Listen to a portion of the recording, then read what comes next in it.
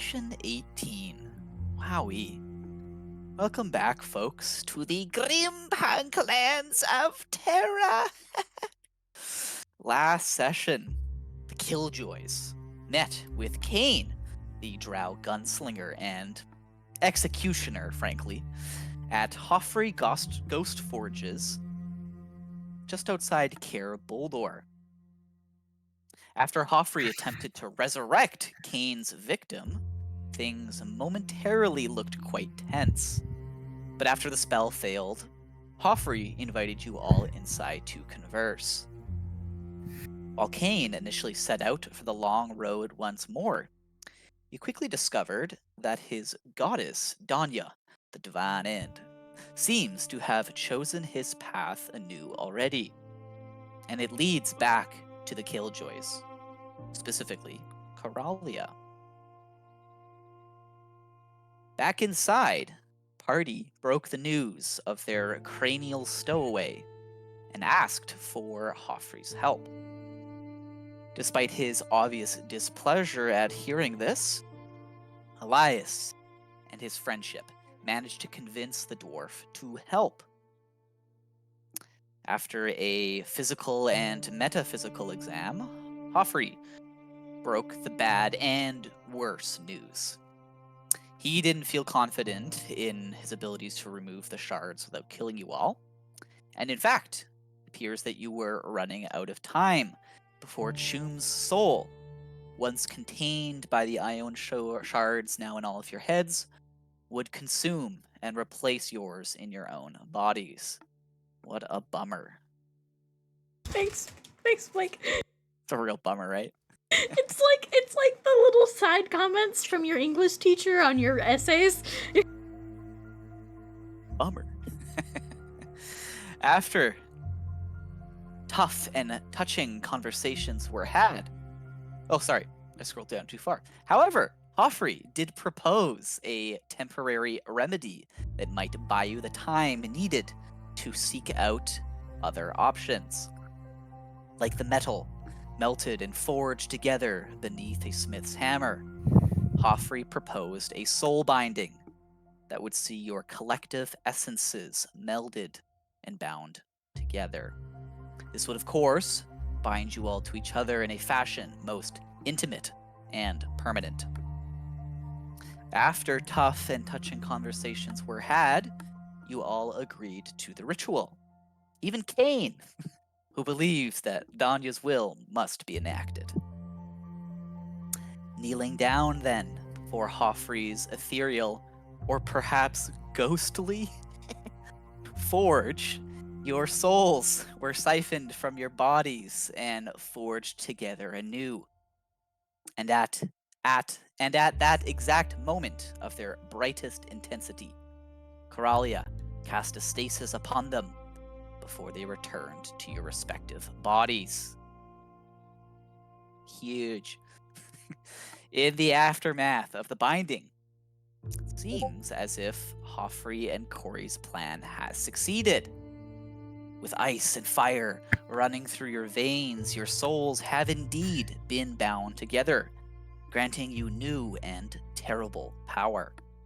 How long will it last? And what will you all do with your freshly kindled souls? Let us find out together. Hooray! Hooray! Hooray!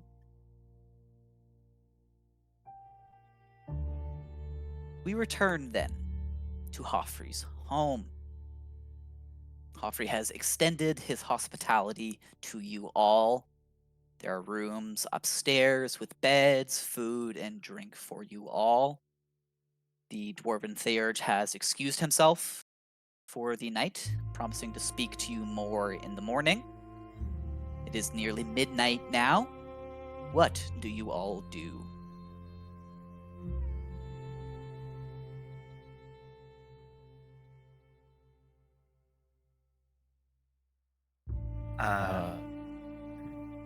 Just setting the stage of where we are. Dandon is outside by the little pond, just kind of dipping my feet. and that's where I'm at right now. Cute.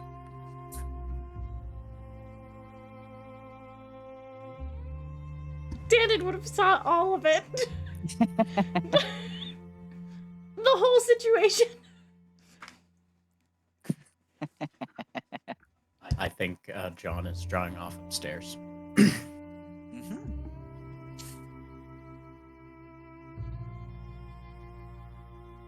I would have, after coming back into the house and prestidigitating myself dry, would have probably went to find Hoffrey. And then noted that Kane went to one of the rooms. Yeah, as you head upstairs, you see Kane's gone off to a room. John has gone off to a room as well. Doesn't take you long to find the master bedroom, outside of which is standing one of these stone statues that simply just kind of like gives you a look as you approach, doesn't say anything. No more guests for tonight. Good to know. And I will head to the door that our newest companion Kane is behind, and give a soft knock. There is not an answer, but you would hear him talking to himself behind the door. It is a combination of Abyssal and Common that is somehow neither language. He's speaking absolute nonsense. And you just keep hearing metal clanking together.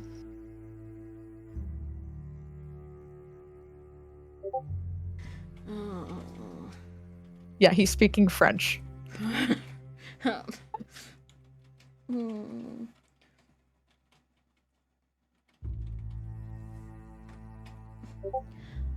I don't have the patience for this right now. Oh, true. I will just open the door. If it is not locked. It's not locked. And it doesn't matter if it was locked. Corey would just use knock to open it. Corey, you open the door. Yeah. Where do you find Kane? Is he on a table or something? No, he is standing next to the bed. His back is facing you. He's still like shirtless and a little bit wet from being in the pond, and you see that he has all three of his guns laid out on the bed in various states of disassemble.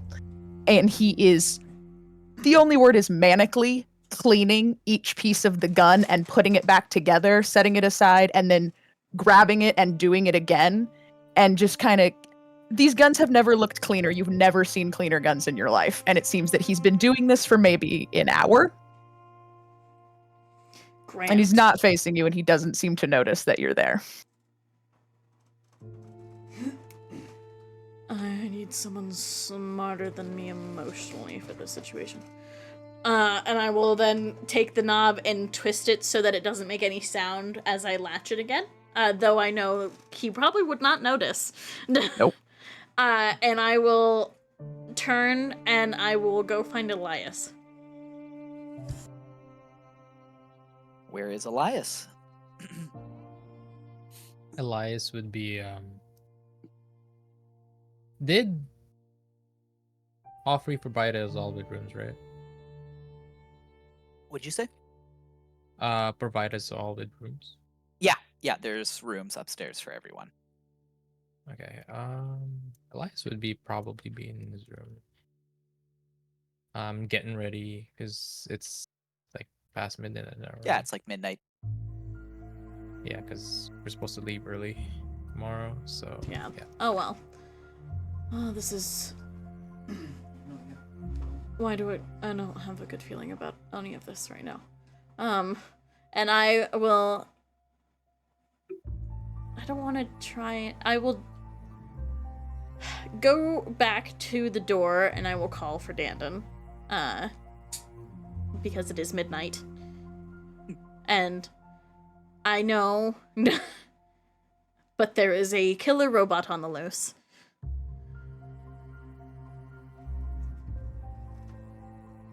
He might be nice. We haven't talked about him. True, we haven't tried talking to Sekundo.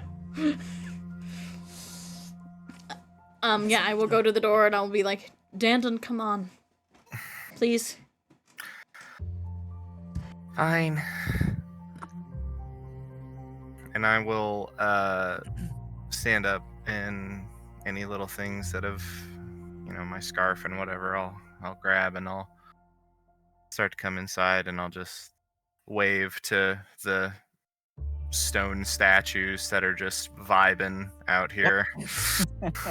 Many of them appear, if you did not know that they could move around, would appear to just be statues. Yeah. They are just remaining still, while others are performing patrols.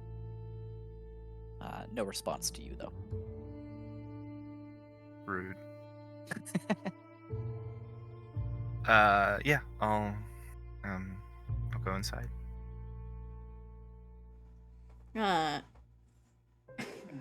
Corey can't hide anything. Canonically cannot hide anything on her face. And she just looks frantic.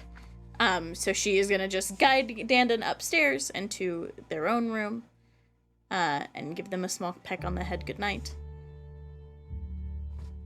And we'll just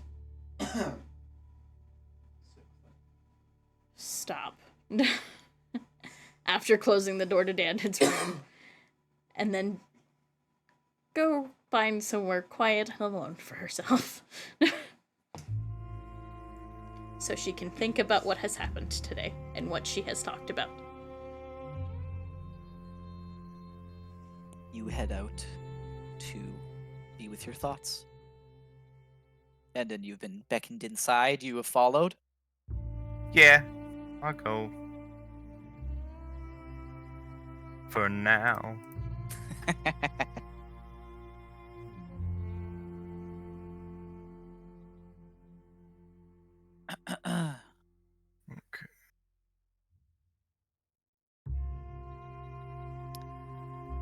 Kane, as you are cleaning, polishing, seeing to your firearms, you want to give me a religion check?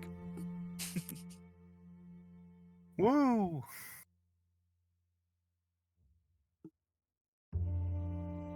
Nine. For a moment, you think you hear a whisper in your head, but it fades quickly. Unable to make it out. Yeah, that's why Kane is having his crisis. He can't hear her right now. There's too many noises in there now, finally. It's been just him and Tanya for a while. Yep. And I'm just going to keep doing this until I'm interrupted, or for another 2 to 3 hours before I just kind of pass out from exhaustion.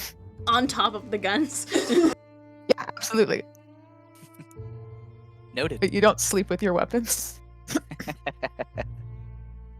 I didn't say that. Wild.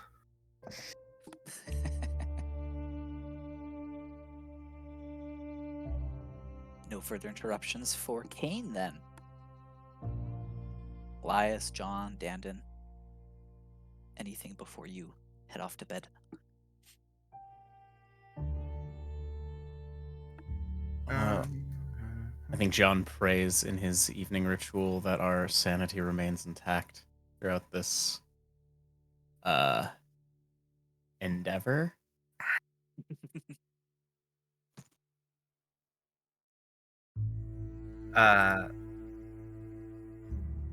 Dandon will sit cross-legged on whatever bedding has been provided for like 20 minutes.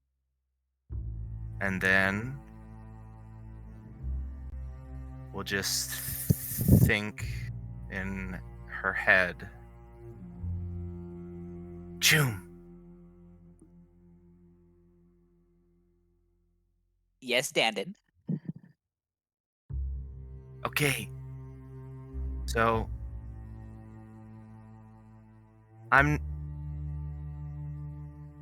look, be real with me, okay? This this like eye patch thing that I have. It makes it so people can't read my mind. Can you only hear what I'm thinking if I let you hear what I'm thinking? Why don't you give it a try then? Oh, I have a lot. Oh. Um, I just interesting. I thought I- you were kind of like a really good liar, so Are you wearing it right now? yeah. Interesting. But I'm letting you hear me right now. Okay, so maybe try to not let me hear you. I try to not let him hear me, and I think, oh man, what can I just say, you're a sad little skull man, and your gems aren't big enough for your eye sockets.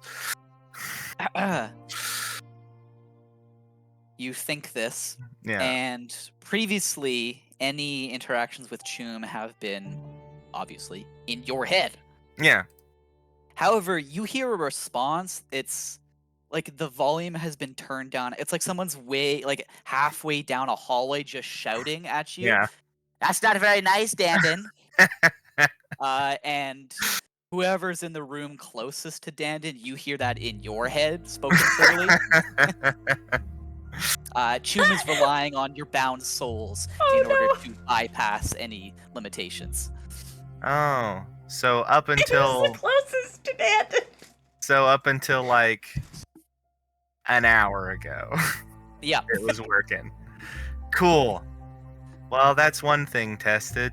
I'll have other- you know they were selected for my skull particularly. Listen, so- I was look. The Oh, you important didn't mean thing it? is this. The important thing is this.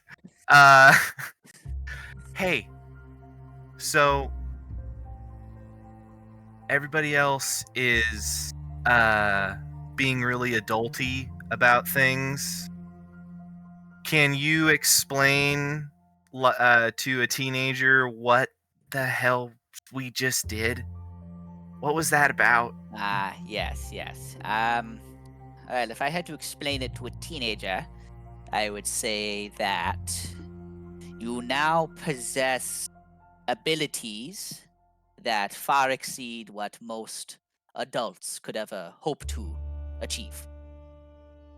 And that you are bound to the others in your party in a way that is more intimate than any lovers have ever known. I am uncertain what will happen to you as a result of this, to your physical body.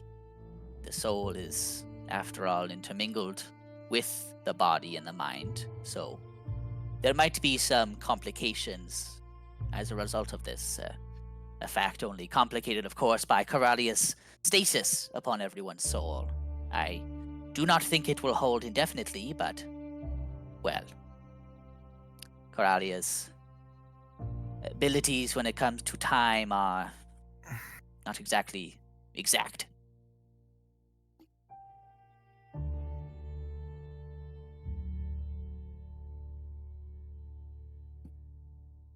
Okay. I think I got that. Dandon didn't get that. I was like, okay. Wild. You're going to be able to feel these people forever. Cool. Whether or not you'll be able to tune some of it out, you might be able to manage with time. Figure out how to turn some of those off, but they will always be there, and they will always be able to feel you. Uh-huh. All right. Okay. I'm okay. I'm gonna go to bed. Sleep well, Dandon. I will curl into the fetal position and contemplate entropy for a while. Yeah. Yeah, you keep hearing the phrase from Chumla, a bond more intimate than any lovers. Repeat in your head for a little while.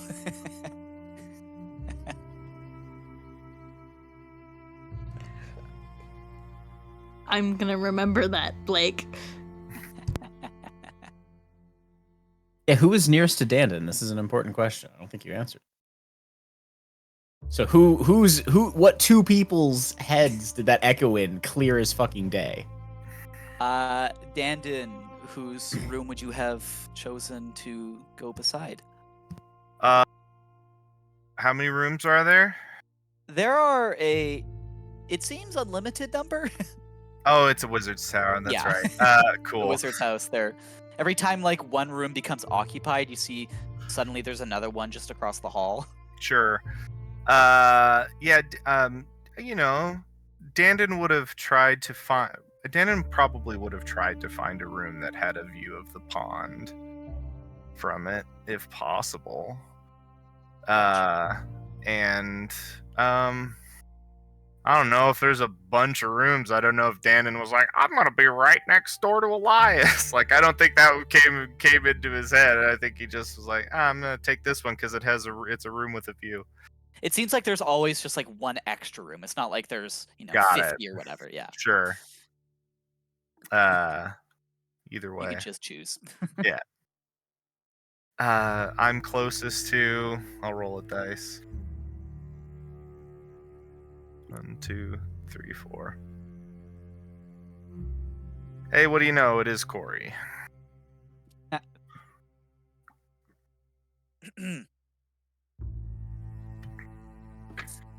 That wasn't very nice, Dandon.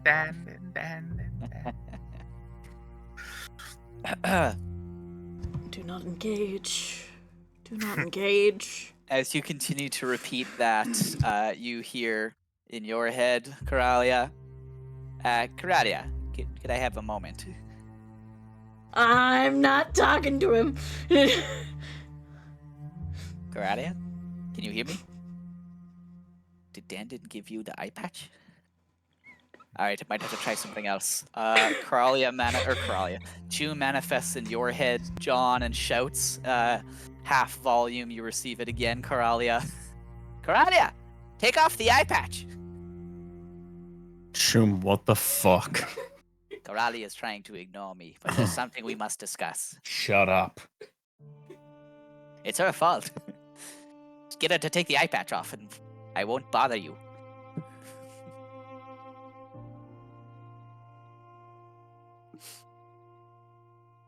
We're a strange group.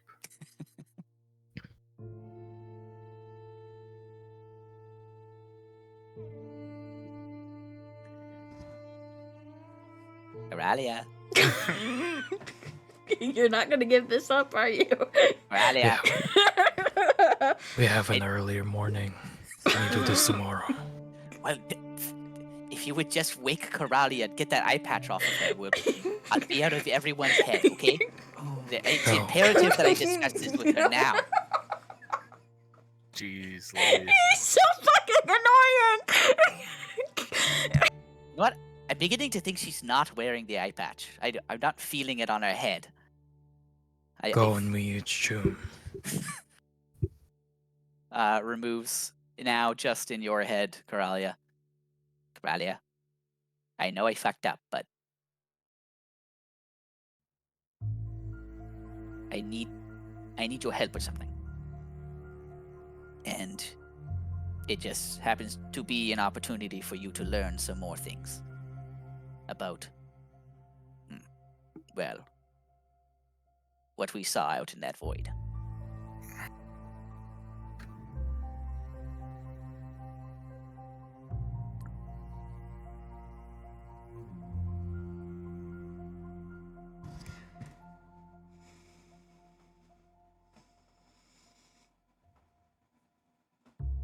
You are a slimy little sick fuck of a man. Oh, gross. Damn. Damn. What do you think? What do I think about what? If you were in my shoes right now. I believe we've covered this. I would be furious. And I'm not saying you don't have a right to be.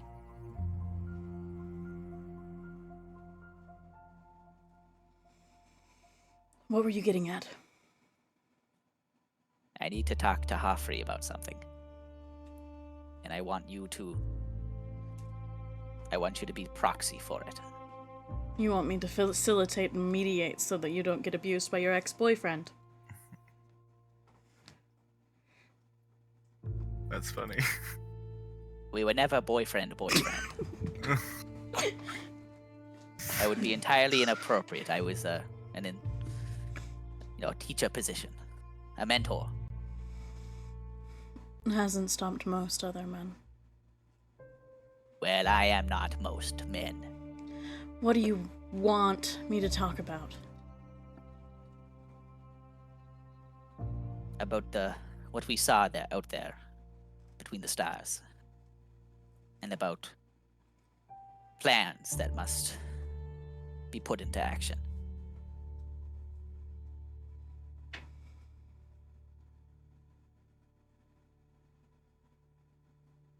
What will you do if we get you another body?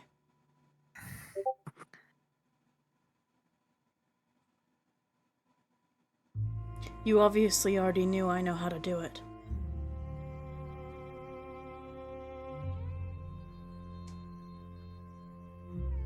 I will try to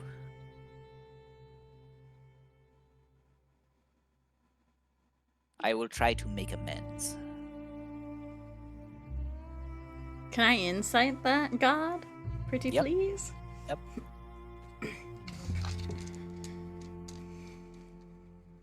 But he's like the Emperor, unless I roll a natural 20, I'm not gonna know. Because he controls my brain.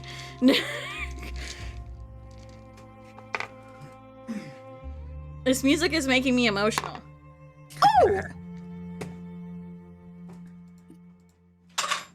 What is that with your bonus? Okay. 22!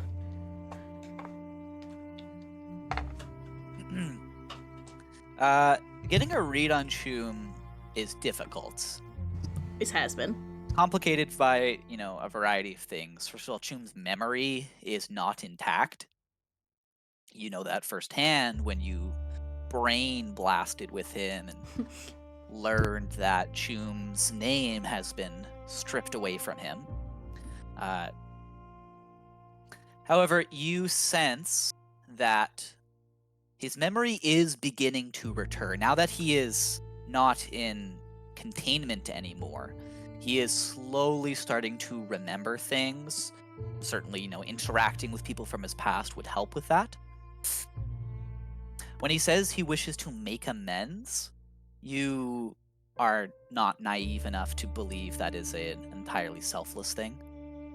For him, making amends perhaps means righting wrongs against himself just as much as wrongs that he has committed. What a bastard, man. If the first thing that you say is not apologizing for leaving him out, I'm not saying a fucking thing.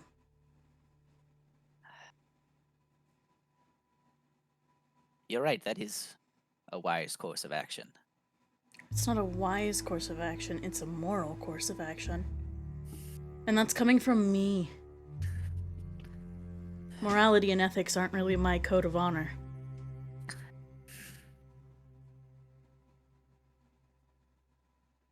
Hoffrey has always been a pragmatist. Surely he would not risk everything just for a petty grievance from so many years ago. But It's not a petty grievance. And you know it. Stop being a pussy for once. Damn. Acknowledge the wrong you did. That is what making amends is. you and Elias are the worst. Very well. Very well. All right. I will go to Hoffrey's room and stand in front of the sentry. Yep. And I will just... We have very important information to pass to him. Things that we can't talk about with the others around.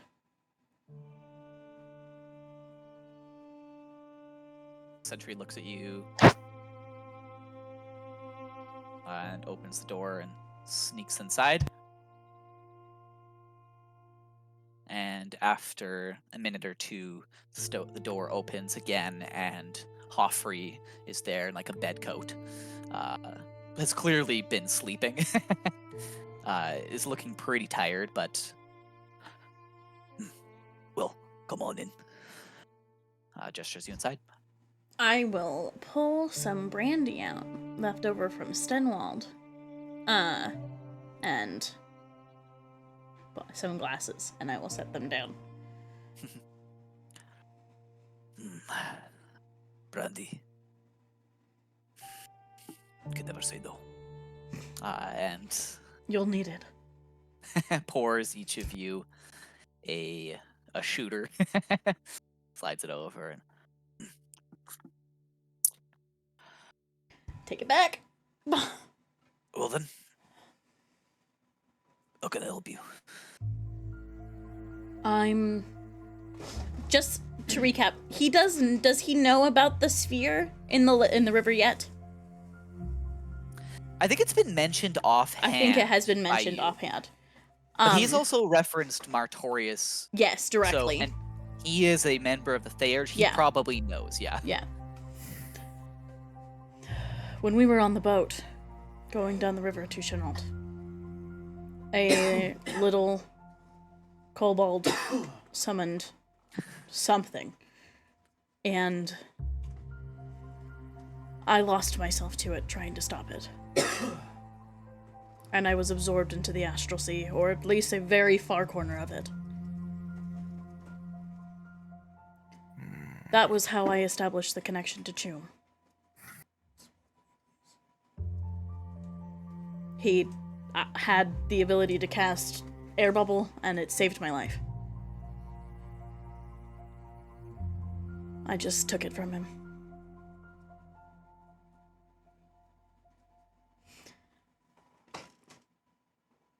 We'll get to what else happened, but we saw something. Or I saw something.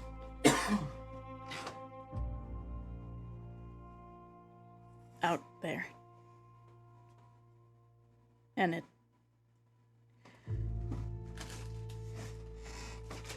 probably, most likely, without a definitive amount of doubt, provided me a prophecy of the returning of something very old.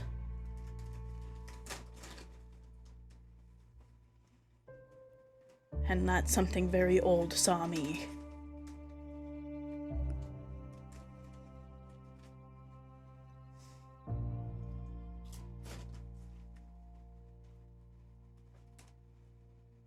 Your head, Crowley, hear Choom. Was that good cliff notes there, Professor? It was good, but if you would be so kind, Karalia, I would like to take it from here. I'm not letting you puppet me, Choom. You killed Gristle.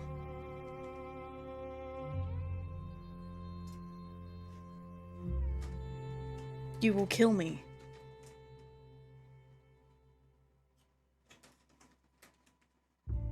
I will not kill you.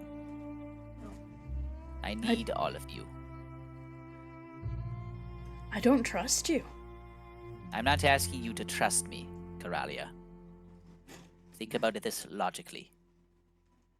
What benefit would I gain from another of you falling?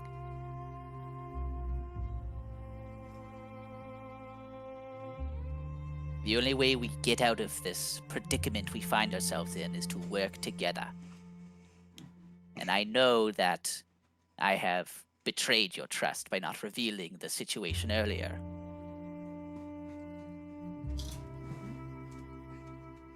But we must continue to work together. Show me that we can. And let me show you that I can be trusted with your well-being.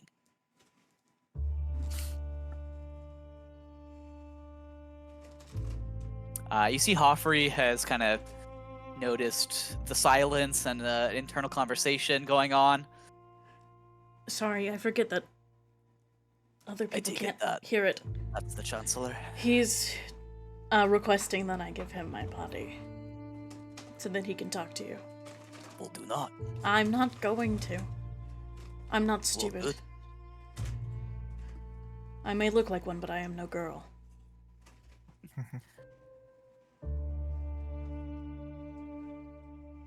Say your piece, June. And you will suck it up.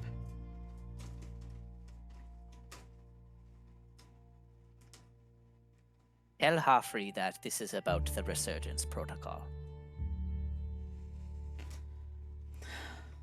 This is apparently something about the resurgence protocol. You see Hoffrey was on his way to pour himself a second, and stops.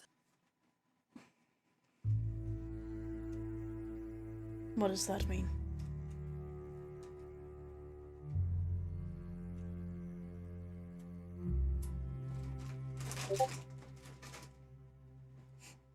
Resurgence protocol. That's what he said. What does it mean? The Chancellor said this. Yes. What does it mean?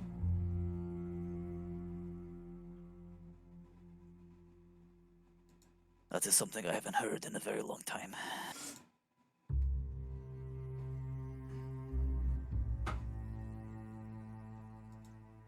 Coralia, do you trust me? Well, I did let you reforge my soul with the rest of my comrades. But I'm not being left out of this conversation. We deserve to know just as much as the rest of you. I will not be a puppet.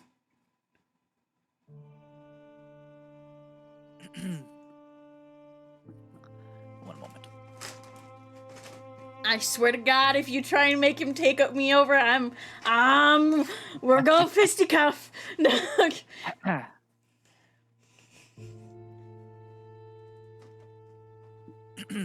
See, Hoffrey looks at you, furrows his brow, mutters something under his breath, and he's going to cast Rary's telepathic bond with you, and he's going to try and do it stealthily. He's trying to... Geo. He is trying to establish a bond with you that he hopes the Chancellor won't be able to access. Oh, okay. So he's going to roll an Arcana check Okay. to do this.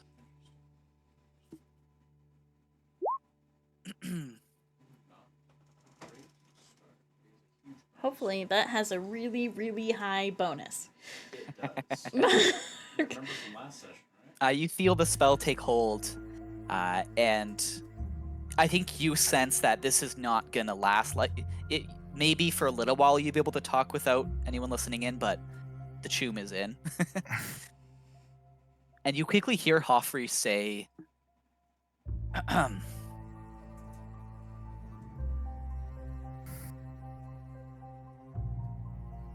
"You can listen in as a proxy. You'll just have to focus.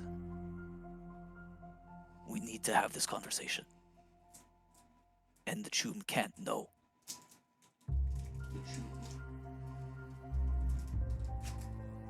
Chancellor, pardon me. The Chancellor. The Chancellor can't know, yes. And then he drops the spell. I'm So essentially, he wants you to serve it will as the be, proxy. but it will, yeah. He thinks that you'll be able to listen in if you make a check. He doesn't want the Chancellor to know, though, that you're listening in. Okay, so it has to be a sneaky one. Yeah. Okay. So he wants you to do the proxy, and the Chancellor will then think that, all right, she's out of the driver's seat, I'm in. I don't have to worry. Okay. I will... Whether or not you do that is still up to you.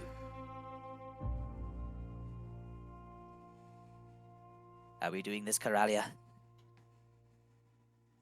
I wouldn't ask if it weren't important.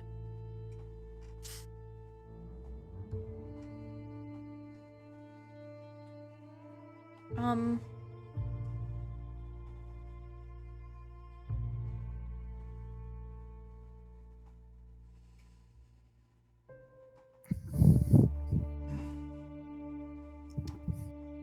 Can I try to just kind of bap at that really high perception that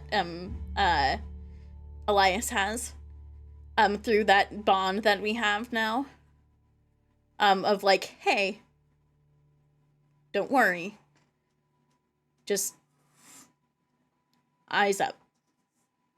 Yeah, absolutely. You reach out and are able to. Can I do alert it Elias. stealthily without? Shum is not focused on Okay. on you Okay. reaching out to others Gotcha, right gotcha, now. He's gotcha. entirely just trying to. I will convince just you, I will just tap him, and like ping location type situation. Don't worry, I'm okay. Just if I don't come, if I'm not back in 5 seconds, just type situation. Elias, you get that ping from Corey. And I will. Fine. But I swear to every star in the sky, Chum, if you do anything to me, I will rain hellfire on everything you love. I know.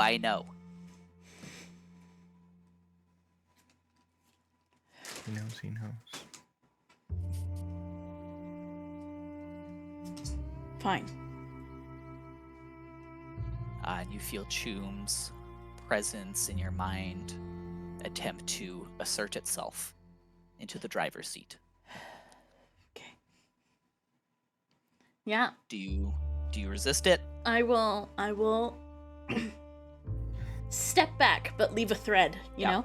Yes, absolutely. You step back and you leave a thread. Your awareness of the outside world is instantly severed. You are lost in your mind. Bad.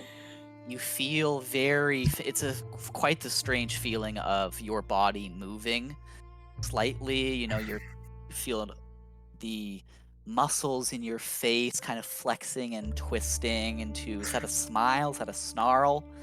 Tongue beginning to move, vocal cords activating, and you begin to speak. And as you do so, go ahead and give me a perception check. This is very magically oriented. Arcana makes sense too. Yeah, one of those two. 25, 17 on the die. 25. If I did the math wrong. I think that's right. Yep. For Arcana, by the way. Gotcha. Yeah, because I don't have that high of a perception. That's Elias's job. You begin to listen in magically on this conversation. 25 is good. Before Chum even begins to speak, you feel his mind within your body recalls the scene, the situation you found yourselves in, is thinking about that void again, and you see it again all around you. Endless dark, with bright motes of light, stars shining, forming constellations whose meaning is known or not by many on Terra. The presence that materialized, that hooded figure, 4 arms made out of the starlight itself. All of this plays back in your mind, and you hear Chum begin to speak. I don't know how long we'll have, but I saw them, Hoffrey, through her eyes. And you hear, you don't make out a word. You pick up again those shapes in the stars and those between. It goes quiet again. It is as I theorized so many years ago. My work must continue with their return. How long we'll have.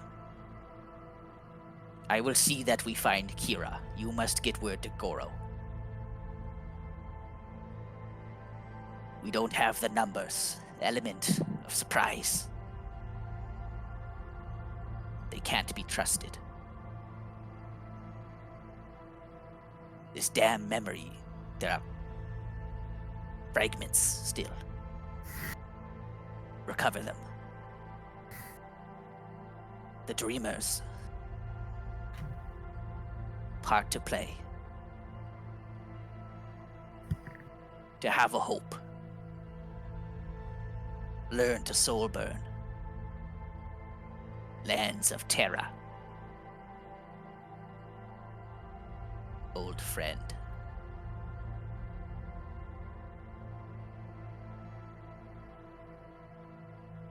And you feel Choom step back. Yeah, I will reassert with my body. You reassert, you hear Choom in your head immediately. See? I told you I could be trusted. I didn't trust you. Well.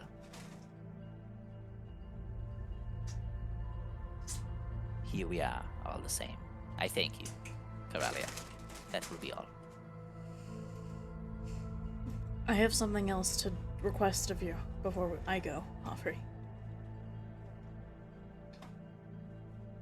What is that?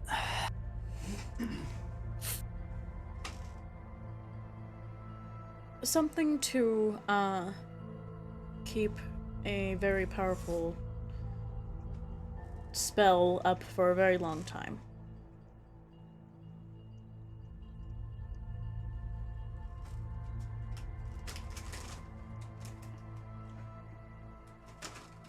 Talk with me in the morning. I just I have figured an I'd idea or two. put it in your mind before the rest. I will think on this. And Get I some will rest. take my alcohol and I will leave. And you dip.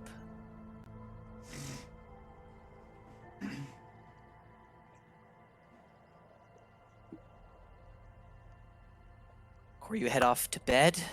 Mhm. Elias, I will just tap on his Update, yeah. door as I walk past. And just into the door but not opening it. I'm okay. Thank you. I will continue to my space.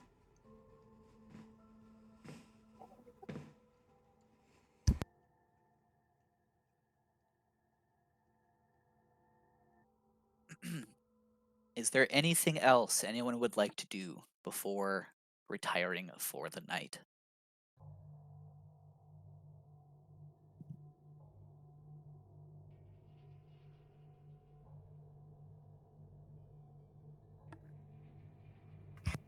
No. No. With that, then, everyone can go ahead and hit that long rest button. And you can wake in whatever order you wish.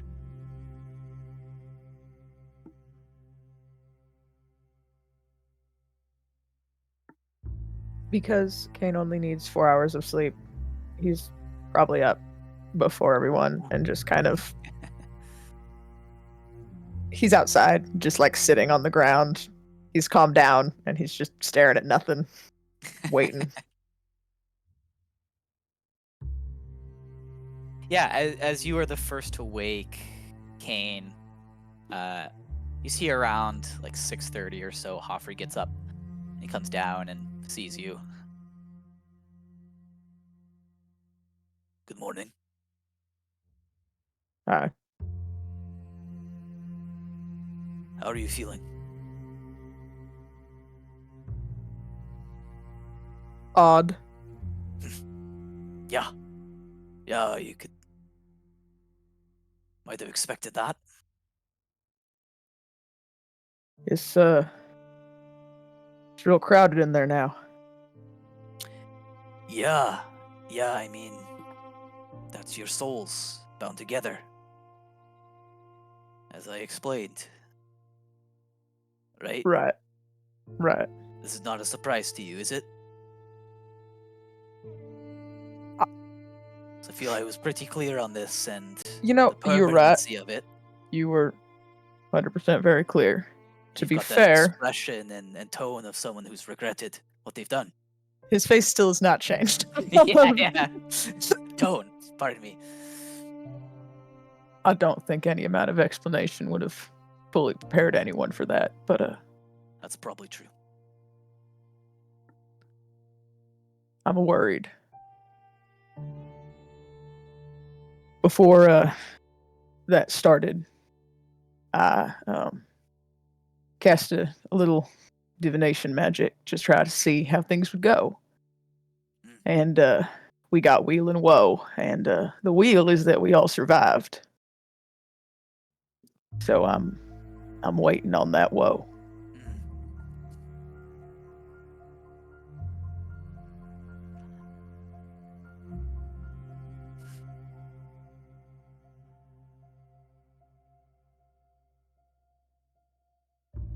You're very odd. Thank you. Thank you. I think you might have bound your souls to some folk who are equally as odd. Right. The dragon I saw turn into a monster briefly, the nun who is actually a tiefling, the giant man with more weapons than I have, and the child who kept stabbing me. Yeah. Odd would be a word. They are.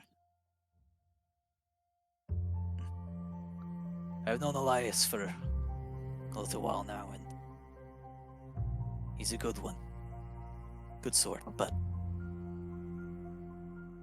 yeah, he seems to have a habit of finding himself in strange predicaments. I got that. You want any breakfast?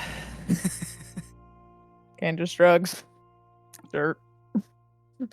Yeah, and Go hang out with feel free Hoffrey to for a follow. while. Yeah, you hang out with Hoffrey, have some coffee. You murdered a man in front of him yesterday. Yeah, he seems to kind of have let that go. Yeah. And in Everyone fact, let that go so in fast. fact, over coffee, he kind of says, "For what it's worth, that guy did kind of seem like a shit." I don't think I really knew him that well when I was still in the temple, but I would not describe any of them as upstanding citizens. No, I don't. I think you're right in that regard, certainly.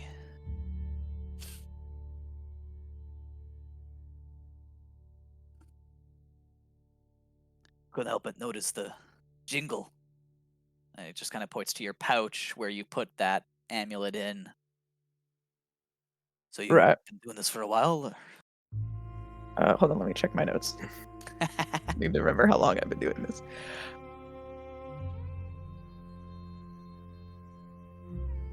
We're at about 10 years now. He just kind of like sets the coffee cup down, having spilled a little bit. Fuck. 10 years. Just about. They scattered quick once the guard was gone, so it's been taking me some time to find them. But we'll get there. Yeah, it sounds like you will. Yeah. Sounds like you will. And I don't mean to pry or hopefully I don't offend. But have you ever considered doing something else? Like taking a What- break? What else is there? What else? There's other stuff. Yeah, Like anything else, I suppose. When was? Let me ask you this, King. When was the last time you went somewhere because you wanted to go there, not because you were told to go there?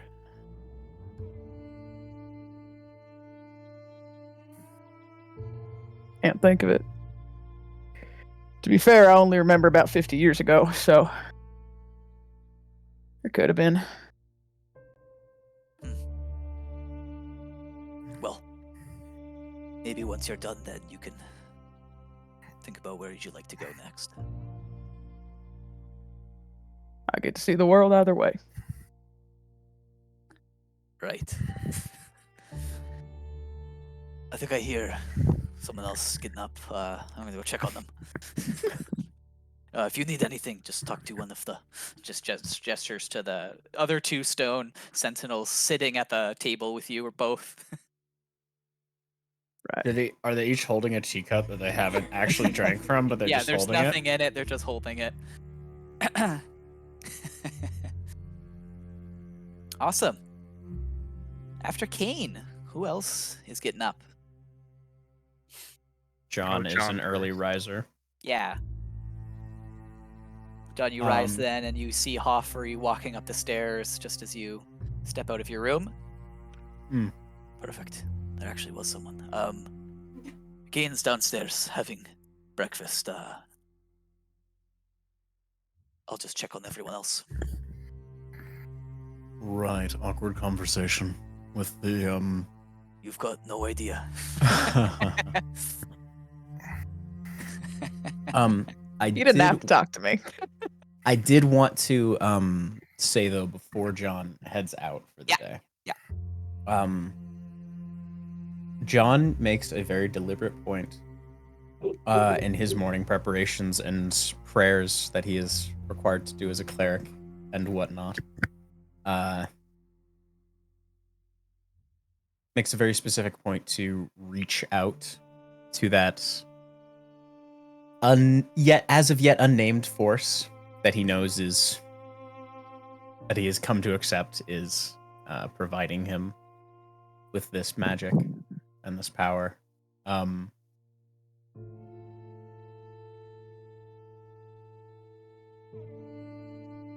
Mimi and my companions remain on this side of death's embrace. Yeah. But I just wanted that to be. No, you send that off. Go ahead and give me a religion check.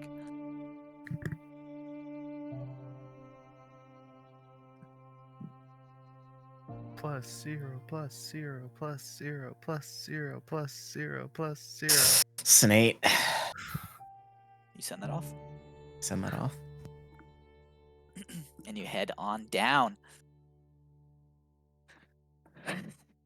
Kane, are you saying anything to your stone statue companions for breakfast? Yeah, they are not saying anything either. Then, John, you descend to see this breakfast table. Wasn't this a fun little tea party?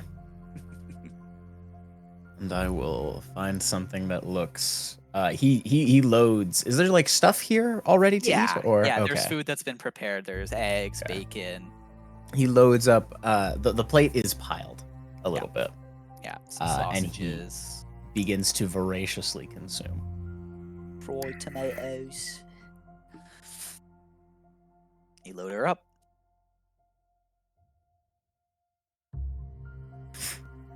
Sorry, holding up, new guy. Seems like an incredibly traumatic experience to go through with people you've just met. I feel like this will be an incredibly traumatic experience with my family. Or anyone's. That's fair. It was not good. But we're all alive, and that's what matters.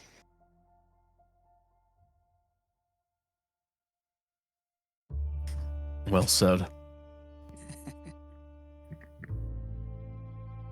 Dandon. Yeah, I will come downstairs and I'm all bedraggled. And I'll start. I'll just gather some food. And then I have a question. Is there a bag in this kitcheny area anywhere just labeled coffee? Yes. I would like to just pilfer a handful of coffee beans, please. Yeah, you walk over and you swipe. Are you trying to do so stealthily? Oh yeah. Yeah, you see there is a stone statue with like a chef's hat on top, just like standing by the fire currently. There's coffee like made and boiling. Sure. And then beside that, there is that little baggie, little sack. Go ahead and Mhm. give a stealth check. Okay.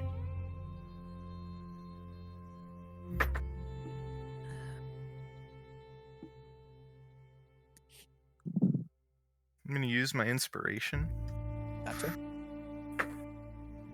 Based. for a natural 20. I don't think anyone pays has a for passive itself. perception high enough. Yeah, truly you regain that inspiration, and you are able to swipe. You do like a handful of beans. Are you putting them into something? What's Yeah, Usually. I have a few little pouches and things, and Sure. I'm just getting truly just a handful and putting Yeah. them in there and tying it up and just hiding it on my person. Yeah, you do that so stealthily on nat 20. Cool. And then I will begin to eat my breakfast, and at the same time I am doing that, I will be pulling out all of the stuff that is required to move, all of the stuff that I purchased that is required to move an enchantment from one item to another. Yeah, And just start prepping all of that. sure. Yeah, Kane and John, you see Dannon pulling out all of these components, items. You see there's like some glowing dust, some ink that seems to shine with arcane light. Bunch of stuff coming out here on the table. May you find success in your endeavors. Take a guidance, Menchu. Oh, thank you. I'm still waiting for Miss Corey, because I figured there's no better place to do this than in a weird wizard forge. Then I'll ask again once she's down. Thank you. How'd everybody sleep? It's all good, yeah? Everybody's having a fun morning? I'll say, for everyone's sake too, as you wake up, after sleeping and waking, you find that the automatic like sensory overload has thankfully subsided. However, the sensations of all of your companions are still there. They are just accessible to you, not always on. So it takes no effort at all to reach out and start to feel through someone else, or to try and probe into their mind, or do one of many things, but it's not just on, thankfully now. There seems to be a dimmer switch. Yes, it's all good, right? We're all good. My dream journal was a mess, but yeah, let's say we're all good. What about you, spooky new guy? As you talk to Kane, you catch him putting food in his pockets, and he kind of like looks at you. Fun. You could, I don't know. I mean, if you're gonna take rolls for later, maybe don't take already buttered ones. Maybe just put non-buttered rolls in They your are pocket. non-buttered. I've gotten very good at this. You have pocket bacon? No, but that's a good idea, actually. You should have pocket bacon. Put bacon in my pocket. Bacon's a terrible one to take with you. It's never. Just Spoils. wrap it in a cloth. It'll be fine. Just eat the bacon. Sometimes, I'm doing It both. won't be fun. It'll spoil so incredibly quickly. No, there's so much salt in it. Kralia is fucking asleep.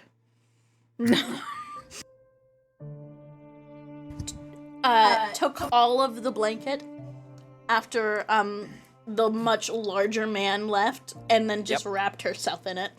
Yeah. Gone, dead asleep. Zonked the fuck out. Cool. Yeah, Hoffery has checked in on Corey, found that she is very much still unavailable, and returned for breakfast with everyone. I think Gio's still on the phone, so. Yeah, we continue to have a lovely little breakfast here. Yeah. After like 10, 15 minutes or so, Coralia, ever the essence of aloofness and sass, walks down the stairs in her heels and her nun attire, veil reestablished, and sits and gets some food. Yeah. I missed the big hat. I will put the hat back on when we are in less conspicuous places. Okay. What have you got there, Denton? Yeah, do you have everything that we need? Yeah. This is everything off of the list. This is the goggles. This is the eye patch. We're good. Those are the 3 things we need, right? Well, Hoffrey, we are reforging an item. Would you like to teach the small one how to do that? Since you are the master. It's always good to pass on the knowledge of your elders. Okay, so I want Corey leans back and starts eating her breakfast. Yeah. so this really cool eye patch is awesome and it has cool magic-y stuff to it, but I don't really like wearing an eye patch. I have goggles. I want to put it on the goggles. Is that the knave's eye patch? Yeah. Okay, and what we have here are these. Oh, these are my goggles. These are mundane. Pretty mundane, yeah. Should be simple enough. Yeah, I don't see no problem. We can't bang this out right quick. No reason to disturb Coralia's breakfast. Yeah, Coffrey stands up with more energy than you've seen out of him for most things so far. Kind of helps scoop up all of your components and looks at all of you. Well, Dandon and I will be in the forge. Come on, Dandon. Have fun. I guess we're going to the forge. I take an entire plate of bacon. It's just like I will rub You've got Dandon's this, head kiddo. and just be like, learn much. He looks I'll at test you on it later. Grab me a plate too.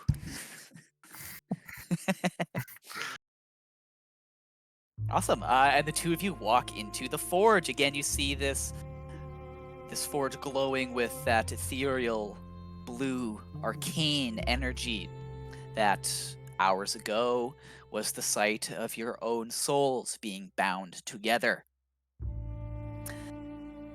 And Hoffrey begins to walk you through the process of transferring this enchantment.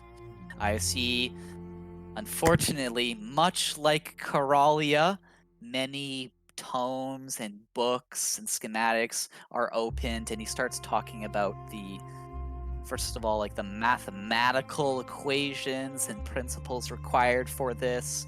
I told you. He's looking at you. What are you doing as he starts to lecture about all of this? Dandon is trying to pay attention, but is with the little notepad and pencil and stuff that Coralia had given him, is looking at other things in the room and jotting down ideas, little quick simple sketches that truly have no basis in reality. It's just I love her. Yeah. Right. But I do try to pay attention. Go ahead and give me an intelligence check. Oh boy! Oh. +0, buddy. +0.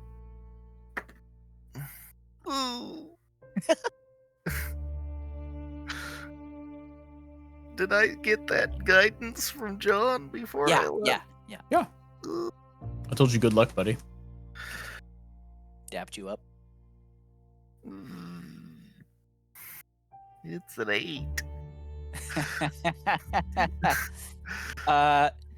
Kyle, I would like Yeah. for you to try and recite some of what Hoffrey has just spoken to you.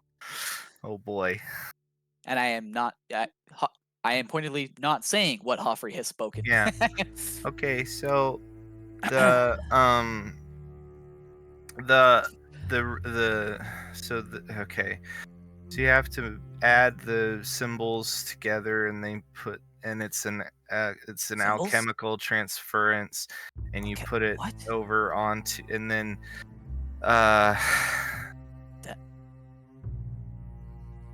You see, kind of just like lowers your notebook to look at what you've been doing.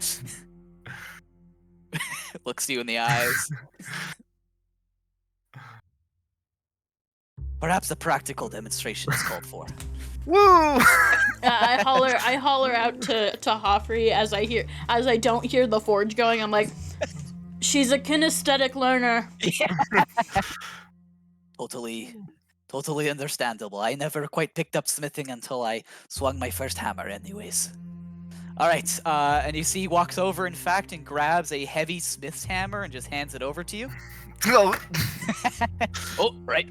Grabs a smaller one. truly have a -2 to strength. Yeah.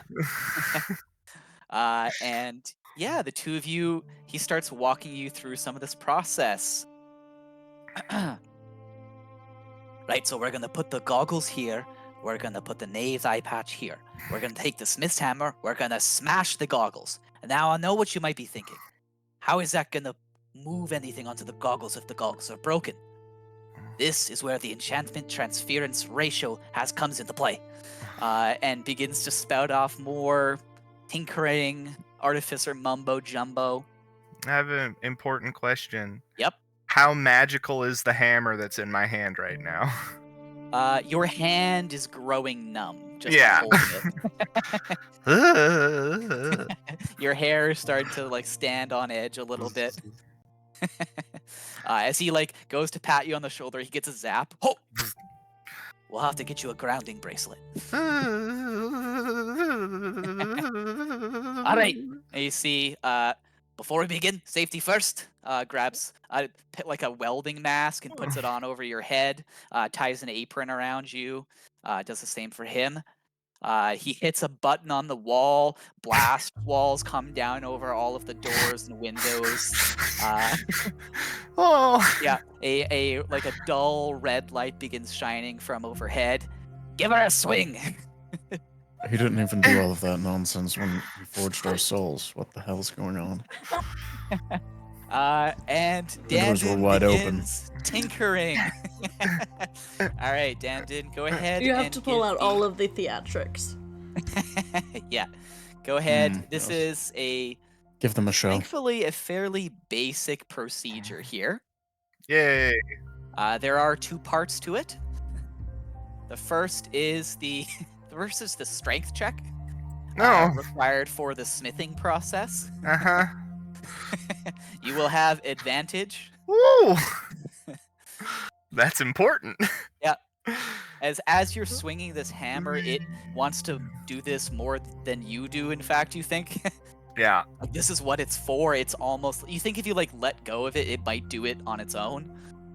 Can I guide myself? Yeah, I think you can cast guidance on yourself, right? Yeah, as long as Yeah, you're go not ahead. doing another spell. Yeah, no other spells here. Good boy. Just a strength check. The DC's not high, it's only a 10. You're just trying to break goggles. Okay, we might have done it.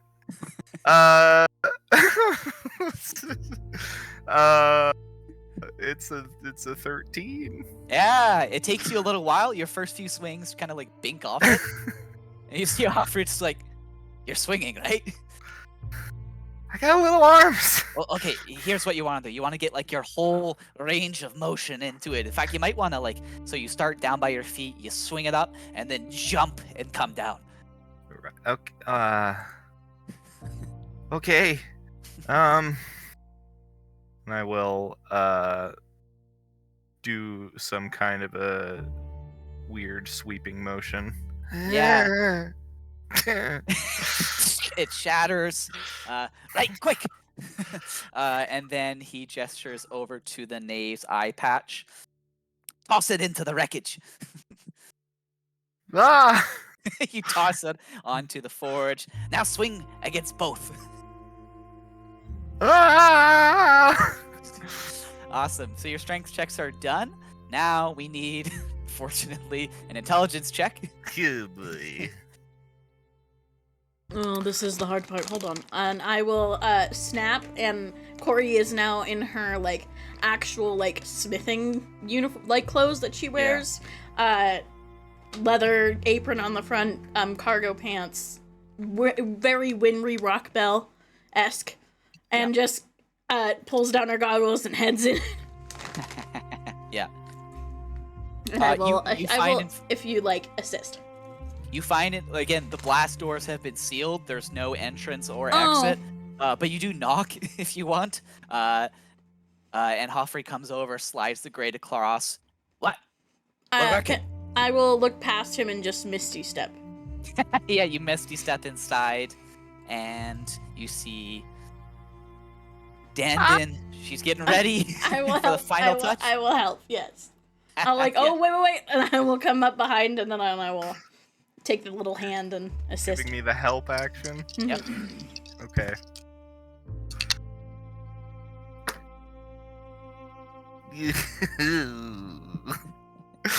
I'm gonna use my inspiration. As I rolled 2 natural ones. Oh. We're about to see why the blast doors are a thing. Yeah.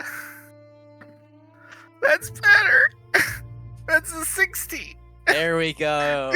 Yeah, on a 16, you smash this pile of broken goggles, an eye patch, and then all of the components that had been like semi-melted down and placed into this like socket on the table.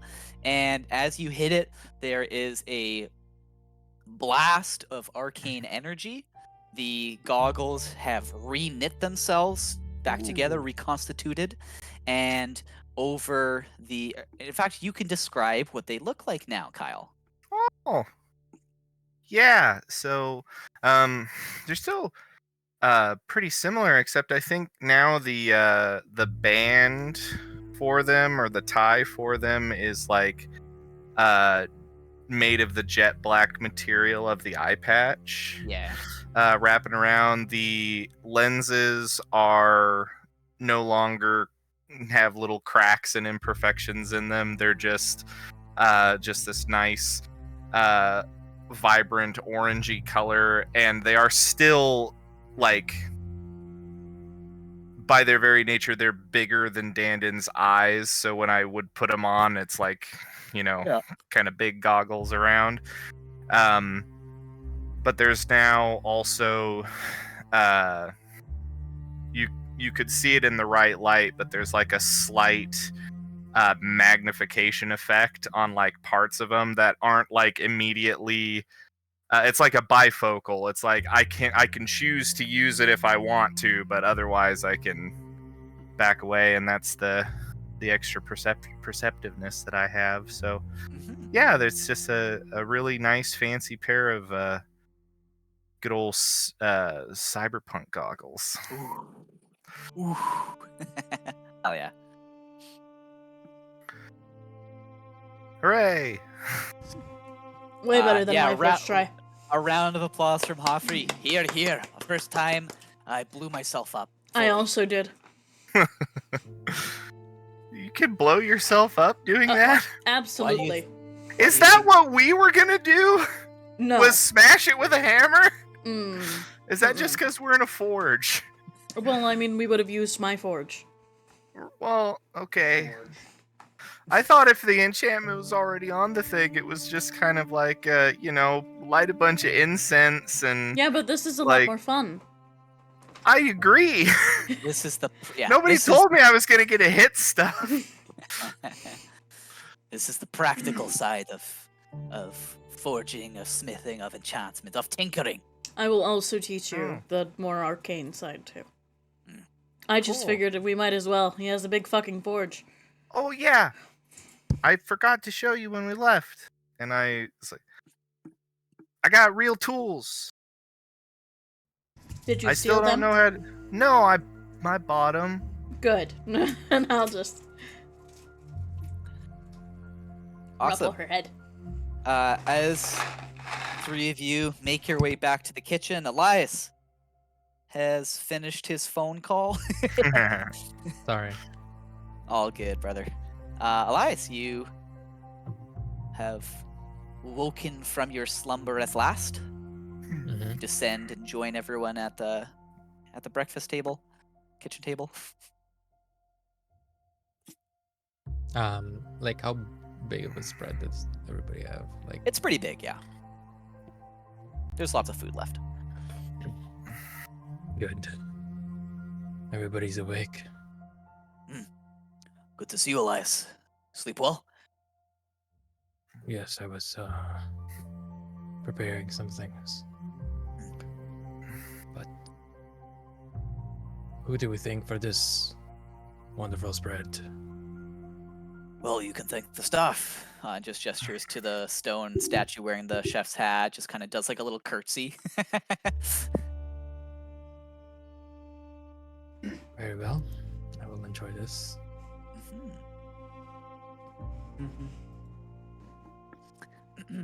And as you dig into your meal, Hoffrey clears his throat. Well, then, how is everyone feeling? Hmm. It's less loud now. That's good. That's good And to I hear. don't feel like every nerve in my body is on fire anymore. That is a Also- large benefit. Also a plus, certainly. But you still feel each other, yes? Faintly, if we try. Good. That means the binding has taken. For better or for worse. I will look at Kane and just, how are you feeling? My housemate is laughing aggressively loud. It concerned me for a minute. What's so funny? I play D&D! Kane just looks at you. Fun. No, I guess. You looked busy when I went to go ask you if you were okay, so. Sorry. You're fine. What do you mean? I went to go check on you, and you were cleaning. So I didn't interrupt you. Oh, You seemed like you were having a very important conversation. right.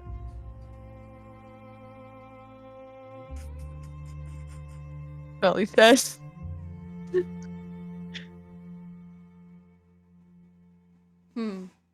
Right. You are peculiar. Thank you. On to perhaps matters more pressing. I take it you all have places to be.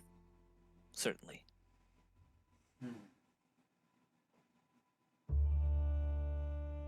Perhaps, if you are able to, we could delay your departure a day. I do believe that observing you for a little bit longer will be beneficial for all. I'll have a more complete understanding of the side effects, whether positive or negative, what you can expect in the future, and perhaps glean how long you've bought yourselves. Make it Do we real, have to but- do that here?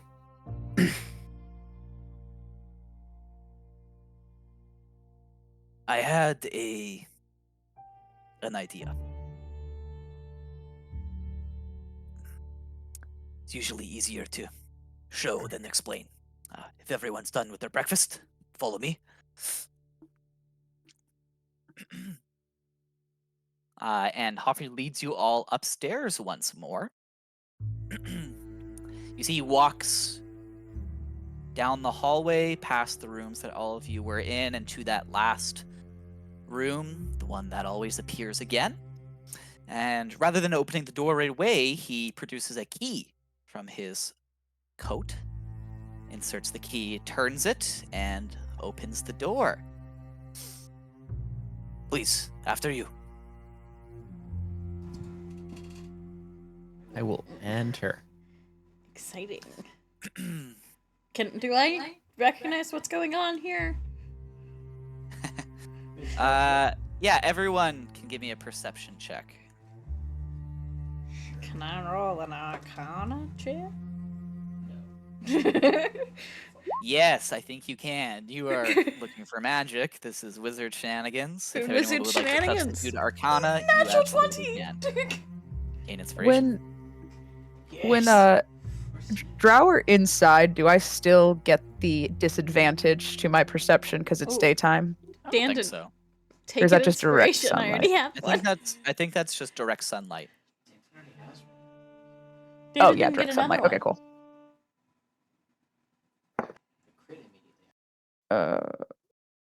10. What are we rolling? Perception or Arcana? 14. Perception.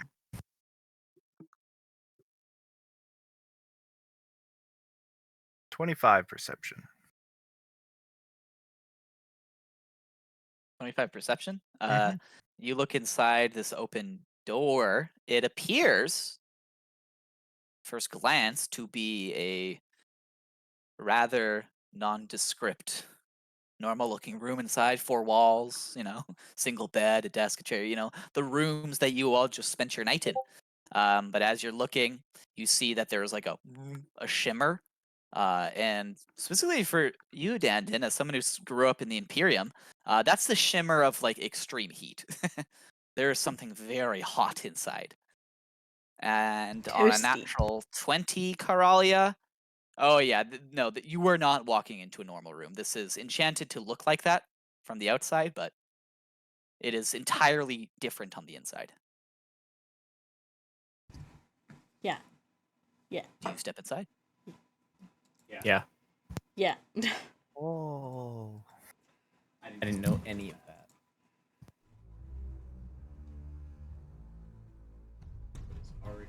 Oh, that was an intense music change. Oh. Oh. Knowledge, right? Your tokens. No. No, Blake, I don't want to do it. Gods of the Forge. A test. See how the A binding test? took. Yes. Observation. Oh boy. Mechanical observation. As you step inside, you find yourselves in a massive stone chamber. The architectural style is unmistakably dwarven. There are, ram and warrior statues hundreds of feet tall flanking this bridge spanning 100-foot chasm with lava bubbling underneath. The stone stairs across the bridge lead up to a forge that you see in the distance, made of a dark, glittering metal. And all around you, there are crystals and gemstones and geodes on the wall set into statues that are shining with brilliant light. But most demanding of your attention, certainly, are the 3 large golems standing at various stair levels. The closest is made of a dark brown clay, it looks like. Behind that, the second is shaped from rather durable-looking stone. And finally, the one at the top appears to be made of this brilliantly polished glass. All 3 look on impassively. Hoffrey looks at all of you with a grin on his face. I'm just looking up at him disgusted. Apologies for the theatrics. It's... Well, you're never tired of seeing people's faces when they step into this room for the first time. Welcome to my training grounds. When I like to keep fit and make sure that I am not losing my edge, I find that this room is, well, most equipped for that. Rest assured that any harm that befalls you within this room is not permanent. If you are to, for example, do this, and he steps out and falls down the chasm into the lava, his body just instantly incinerates, and he instantly steps out and drops down to the space behind you all. You will, of course, reappear back in the hallway. I find that a training ground such as this is, especially in your case, where there are perhaps newfound abilities to test out, well, the perfect place. Did you anticipate that there would be newfound abilities? Was that a part of your original hypothesis? Give that me you an just insight decided... check. Give me an insight check. Can I also? Yeah, everyone can That's give an my insight thing. check. That's a very astute love- question, Coral. Yeah. I do be a student. Yeah. I do. Awful. 18? I'm glad you ate it. Crispy 18? 21. That's better. Crit 20? 15. Who said that? Go ahead and roll. Yeah, Joffrey's so bad at deception. That like old man twinkle in his eyes, like slightly mischievous. He knew. He knew. He knew a little. Like he basically said, "Oh, like I don't know anything of what's gonna happen. This is all theoretical."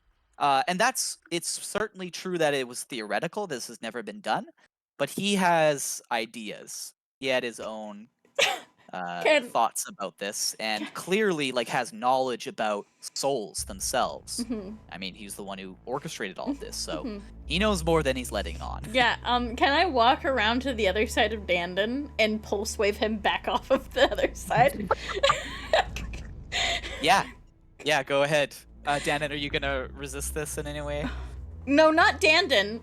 Hoffrey. Oh, it's a Joffrey! Yeah, you do that. You see Joffrey just gets blasted back. It's great. Oh, what the hell? I like seconds dust later. off my hands. Drops down again back here, and all right. We're done. We're happy. You My knew. proposition. I knew. You did. I knew what? I had my Theories. I had my beliefs. I had my theories. This is where we'll find out for sure what's happened. What you can do. And, as I said, observing you all in this situation and in moments of stress, of exertion, of combat, that is where you truly get to know someone. Kane is standing in the back while you guys are talking, and his eyes are open just a little bit wider, and he's kind of bouncing on his heels, and he is ecstatic. He is so excited to be here. My 3 tall friends across the bridge are more than sufficient to test the capabilities of all of you, I suspect. The question, of course, is, are you ready? You're muted, Dandon. So what? Yeah, what do we do? We just fight him, or do we have to go do something? Is there a button we have to push, or what are we doing? But no, Dandon, you have to fight them. Oh, Although you might find that there are surprises within my training grounds. okay. And you see Joffrey mutter something, and he starts flying up into the air. Punk. I suddenly feel like we're Flies not going up. to get a choice. And it's just kind of like observing from way up high. Again, the cavernous roof above, hundreds of feet tall. You don't necessarily, in fact, see a roof above you. Sure. but just flies a decent height up. So, for you about that thing that can hold a really powerful spell for a really long time. Zips back down a little bit. Apologies. What? You know what I asked of you last night about Yes, a yes. spell that can, yeah. So you've got experience with it. Surrounded the room. Who, me? How does this even I'll fit show inside you- his house? I'll show you the schematics when we're done with this. Sounds good. Oh boy. Okay, Arr! okay. Starts flying up again. And now his voice is just like booming like on speakers. Are you ready? And has both pistols out. Well, And you're just everyone- rearing to go. Yeah, all of you can take one action before we roll initiative. You could do one prep, and then we're gonna One get into it. prep? Yeah, one prep action. Do you want to Oh. have fun with it? Oh. We might as well. Oh man. Yeah. I Are you will- giving him the rock Yeah. straight away? Crack. Crack rock, crack I rock. will grab the thread from the back of John's neck and I will pull it free. I will cast haste on him. Best spell. Sexy. And December's never been around when we casted haste on John. I've never been around when you Crack guys have rock. fought or anything. Oh, so true. like this is all very didn't new fight to you. Kane and whatever. So Combat was me killing a man. That was it. from where you stand, Kane, you watch as Corey pulls a thread of like red light from John's neck, and a spool on her hip spins, and the thread zips into the spool, and just continues to spin as John's beard recedes and his hair grows short, and he's a much younger man.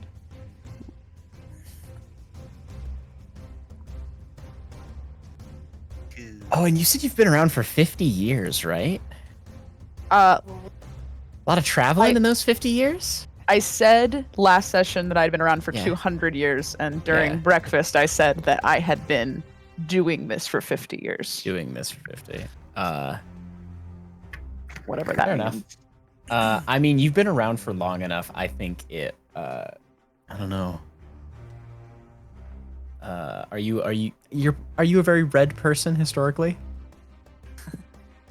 Speaking? No. The answer's That's no. funny. It's funnier actually. Okay, good to know. So we get one thing we get to do. Yep, one action. Does it have to be a main action? It can be a bonus action. Just one though, Okay. not.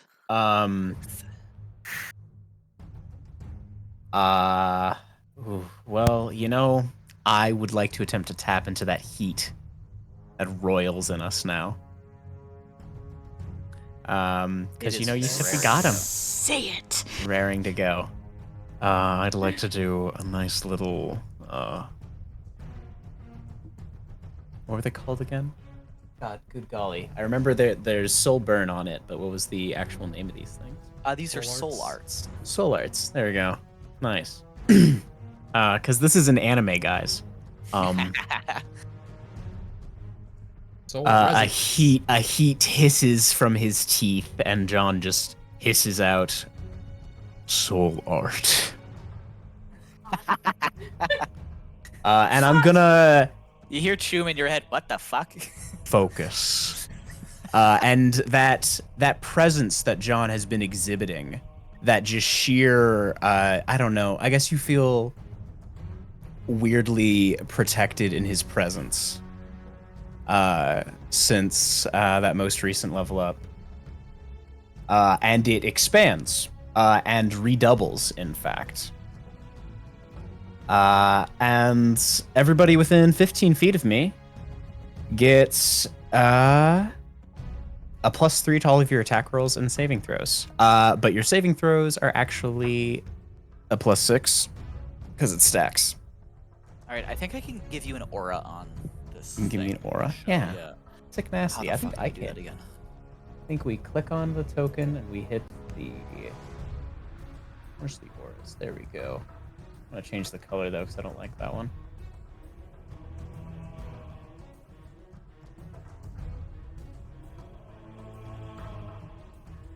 This music How's is that? spooky. It's awesome. Yeah, perfect. And what did you get for initiative, John? Oh, initiative? Haha. Probably not. Let's see. Oh, fuck yeah, dude. Let's go. 19. 19. Cool. So that's Corey. What did you get for initiative? I also got 19. 19. My initiative bonus is +5. Dandon, Kane, Elias. Elias got your initiative. What are all three of you doing as your first free action though before combat begins? Dandon. As everyone powers up. Yeah. Dandon like looks over and sees John doing this and like, oh, okay. I would also like to tap into this new soul powers, and I would like to start things off with some shifting steps. Say it, Dandon. Do it. I'm not saying soul art shifting steps. Yeah, definitely don't. But I will. You're all yeah, cowards. I will soul burn. I will begin to kind of flicker in and out of the material plane. And it's like, oh boy. And my initiative is a natural 20 for a 23.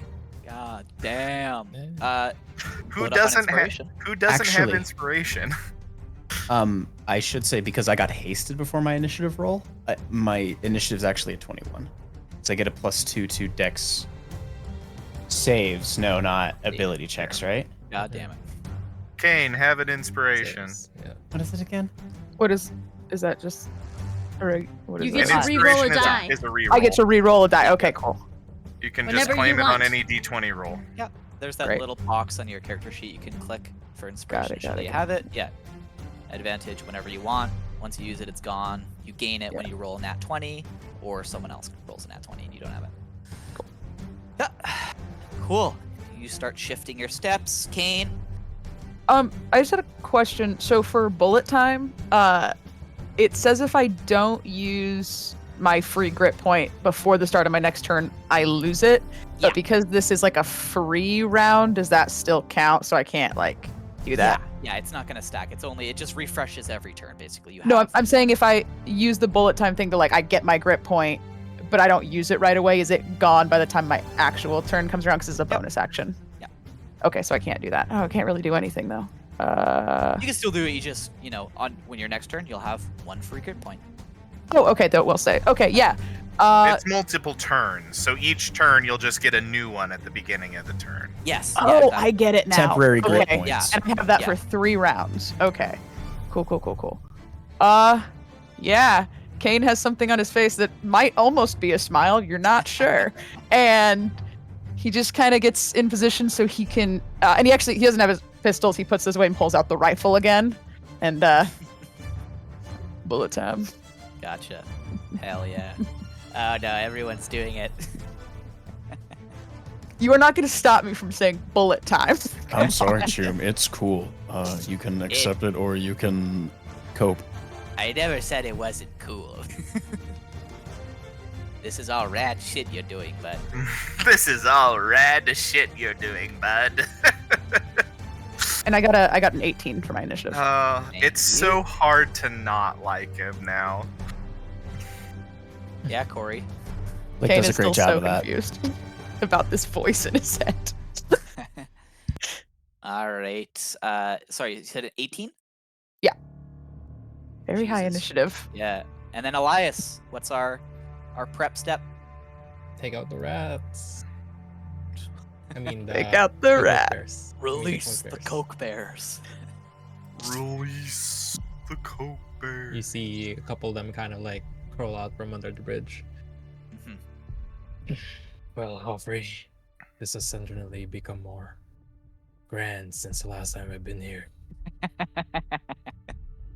You've been busy.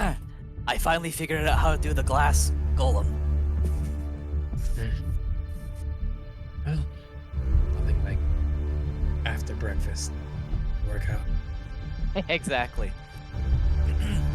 All right. The rats are released. Everyone is in initiative. You see, the clay and the stone golem don't look like they've taken any prep. You do see the glass one in the back. Waves hands and mirror images appear around it.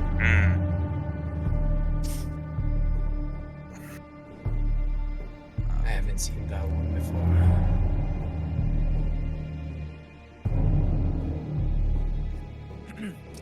And with that, we enter into initiative proper with Dandin at the start. Woo! As it was meant to be. All right. Always. Let's see.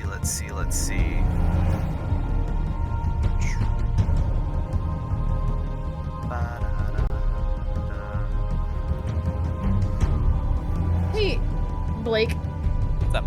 How far am I from that glass one? Just out of curiosity. Oh, the ruler tells me it's render and broadcast others. 140 feet. Dang. Okay. Just barely outside of my range. Okay. Are these creatures constructs? Yeah, you're seeing, Dandin, you've seen like the stone statues outside. Okay. These are like them just like on steroids. And with like other Copy magical that. enchantments. These are certainly constructs. You got it. Then for my turn, I am going to, as a bonus action, cast Shield of Faith on myself Gotcha. to bump my AC by 2. And then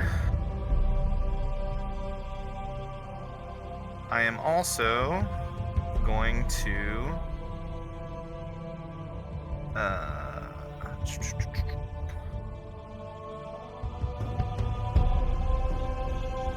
whoops. And there's no on the on the clarification on the Mystic Marbles. Yep. When do I have to decide which ones I have when I make them, or do I get to choose each time I fire? When you chuck it. Yeah. When I chuck it, beautiful. Then as my oh no, that's also a bonus action.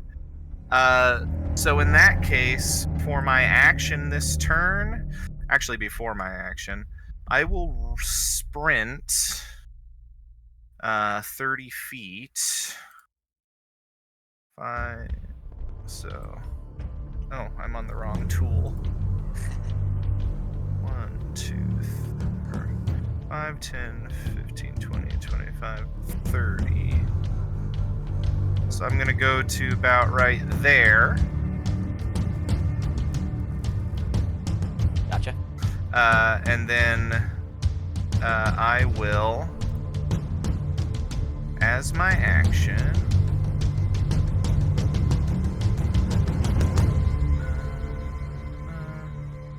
fuck it. Let's just get Randy.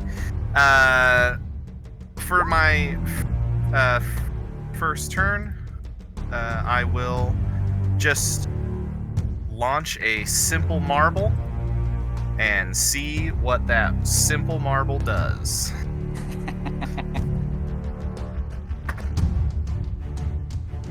Oh, not much with that roll, probably.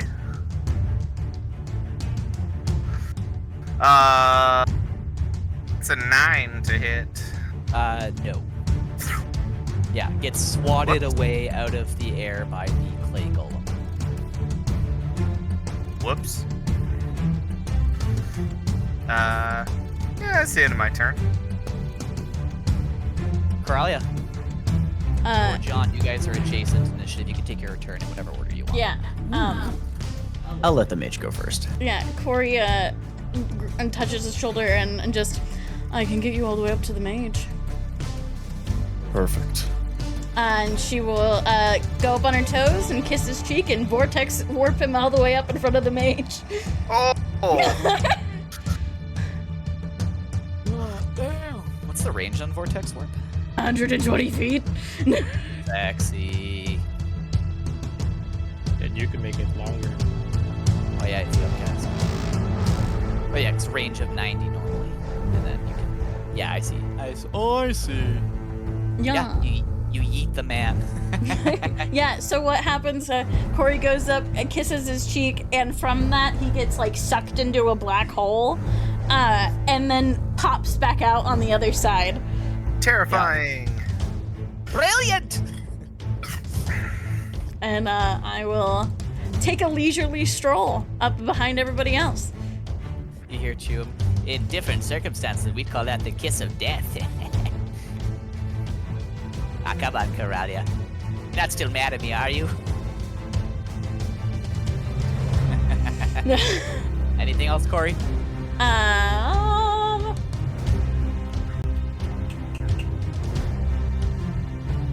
I don't think so. I think that is all I currently can do. John, that's you. As you teleport over, you draw closer to these creatures, these golems. You are hearing from both the stone and from this glass golem. There are different, like, humming, resonant notes from the glass golem. It's certainly like a higher pitched hum. From the stone, it's certainly lower pitched. Other than that, it's not like they are making much noise. Go ahead and give me an Arcana check too. I will, but as I'm doing that, I will just inform Coralia over our soul connection. Golems are humming different frequencies. I have literally no idea what that means. I rolled an N1. Yeah, no clue. Interesting. Will be a master of this fury. And I grip the great sword and fully unsheath it. And as he does, that roiling flame boils out of the center of it, and it seems to like linger in the air as he sweeps it. And I'm going to use the object action to use my object and cast a 60-foot cone of destructive psychic force. For my hasted action.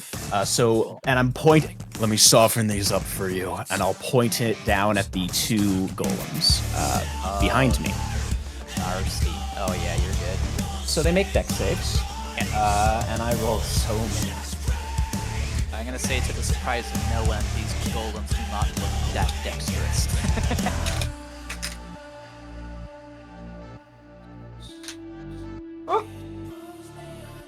I get to roll 8d6 for this, guys. Oh wow, gross. What's the DC? That's a good question. Let's double check. I think it's like, yeah, it's an item, so it's probably not based on your stats. It is a DC 16. Motherfucker, I rolled a 15 for both. Sorry, 16 on the die, but they got a -1. Yes. That's so fucked up. Yeah, absolutely. This cone of energy blast. So yeah, narrate it as much as you want, brother. It's the same shade of brackish purple flame, but it just, as he sweeps the blade out and thrusts it forward, it roils out like a flame sweeping across the ground, and it builds in intensity as it sweeps out, and they both take 25 points of psychic damage. Psychic? Psychic specifically, which they may be immune to, I realize, as golems, but, you know, John is not as learned as I am. Yeah, John, I'm so sorry. It was a hasted action. You see this wave, blast out, and the both golems here truly just turn and look at you. Corey just beams back their golems. Well, you're useless. And I'm gonna put the sword back. Absolutely based answer. Absolutely based answer. Yeah, because they are. And why would you not tell me that before? Yeah. Come on, bruh. I know. I'm talking about the blade. You wouldn't say that to me. Yeah, we're gonna. putting it back in its sheath because it is not going to be anywhere near as effective as I need it to be. I will instead. Oh god, I have too many weapons. That was that bit. I'm gonna move up on what I think is the main body of this Yep. Go for it. swirly lad, and I'm going to strike it Go for it. with. How far did I move actually? I'll even back up a little bit. I'll back up just a little bit because I can before running up to it to make it a 20-foot movement. And I'm just gonna fucking. You do back up to be adjacent with this creature. Just do to I clarify. need to? Where was I? It's right here. So Teleported there. Yeah. If you go here, you might have the run up. Yeah. Up. Yeah. So I only need to step 50. back one. Yeah. There you go. Just avoid. I could that just go there. Attack. There you go. Beautiful. Yeah. That'll be 20. Yeah. Here you go. And I'll swing at it. Dude up. Hopefully hit. How do we do with a? Does this thing possess natural armor? Yes, it does. How does a 22 hit? A 22 will hit. I will go ahead and roll Maybe. for its mirror image. Possibly. It fucking does. Nice. Yeah. Based for me. 6 or higher. We get a nice clean 12 damage for the first hit. And oh right, yeah, we're Your going. weapon is magical, correct? My weapon is magical, and that is. Hold on, let's just do attack rolls, right, for this Soulburn particular one. Not the damage rolls, right? Yeah. So it was actually higher, but that's okay. I good. need to remember that. Cool.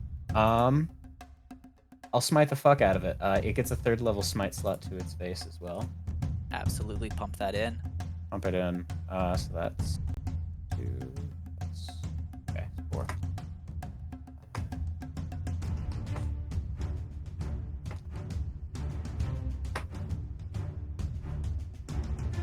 Takes another 16 points of radiant damage. Gotcha. And hit number 2 is higher than the last one. It is a. Yes, Unbelievable. 27. Yep. You hit the true glass golem again. We're I just just gonna. need to beat a 6, motherfucker. We're just gonna smite him again. Yep. We hit the real one. Don't worry, I rolled low for the damage die. For the weapon. So it takes of bludgeoning. Fuck. It only takes 6 points of bludgeoning damage. Gotcha. But it takes 11. It takes 21 points of radiant damage. Yeah. Damn. Gotcha. Oh, to be fair. Love that guy. Yeah, John, as you're swinging, you behold these glass golems. As you hit on your first strike, glass shatters. However, this is extremely durable glass. But you do land a crack into this creature that, again, does not react at all to does not appear to be in pain of any sort, simply continues to emit this resonant, high-pitched note. Is that John's turn? Yeah. Yeah, I think I've done my song and dance for the most part. Awesome. Yeah.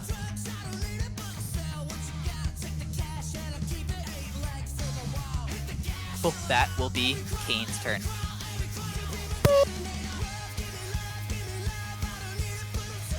My 30 feet of movement, so I think I can get here. And I am a simple man, and I'm just gonna take 2 shots at the guy in front of me. Yep. And I'm gonna use that first free grip point to Deadeye, so I have advantage on that first Hot. attack. Oh, it was 2 14s. That's pretty good. So that's gonna be a 21 to hit. That'll hit.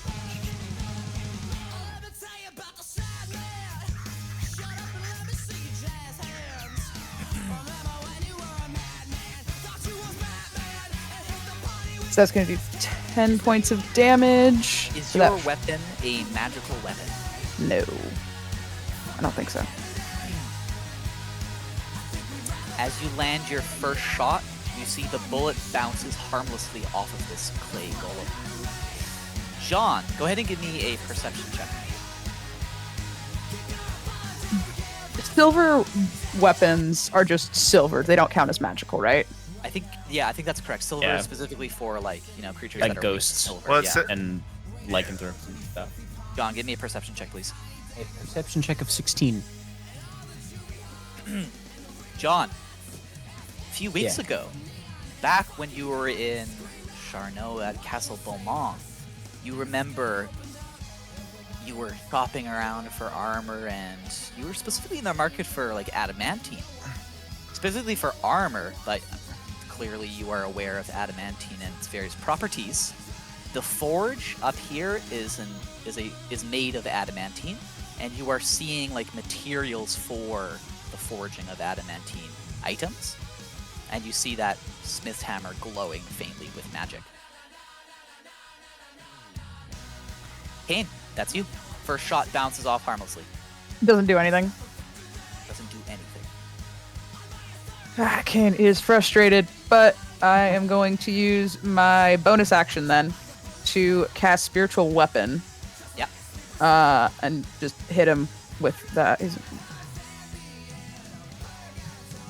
Yeah, so I'm going to cast that right next to him. Cool. Yeah, what And- does your spiritual weapon manifest as? It is a hammer and a iron spike that appear above it. Yeah. And Gnarly as all hell. I'll that's just gonna- drag something onto the map for now. You can send Okay. me something later. I'll make a token for your spiritual weapon since it'll probably come up again. And that is going to be a 24 to hit. That will hit, yes. Okay.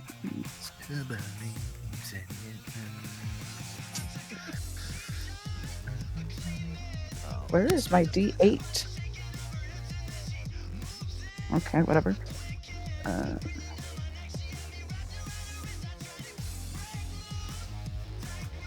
It's gonna be 10 points of, I think, Force radiant damage. or- Some kind of force damage. It's Yeah. force, yeah. Yeah. Yeah, you create like Spiritual 60 feet. You're good. Yeah. Yeah. Cool. How much damage? Sorry. 10. Gotcha. 10 points of damage. Yeah. Smacks this clay golem. Bullet time is useless. For now. Yeah, but the weapon is when the hammer hits the spike and it drills into the side of the Yeah. golem. Awful. What an awful spiritual weapon. Jesus Christ. So visceral. I like it. Oh no, it's rad as hell. Alright, that brings us to the stone golem, who marches after you, John. Yeah, pulls up. And starts swinging down. Actually, it sees you moving, you are teleported over there, and you're moving faster than the eye can follow. You see the stone golem looks at you and just points. I need you to make a wisdom saving throw, DC 17. Gladly.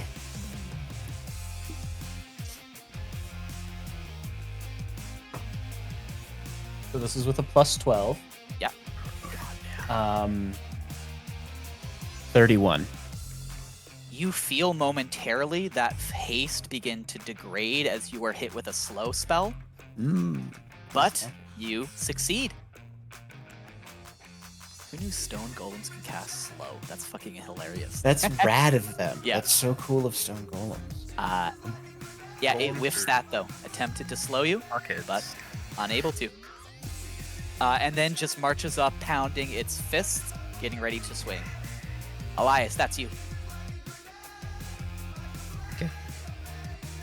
Little Coke bears. Elias is gonna walk up and starts for a sprint as he turns into a moorbounder. Ooh, A more bounder? those totally exist in this setting. Those slimy guys.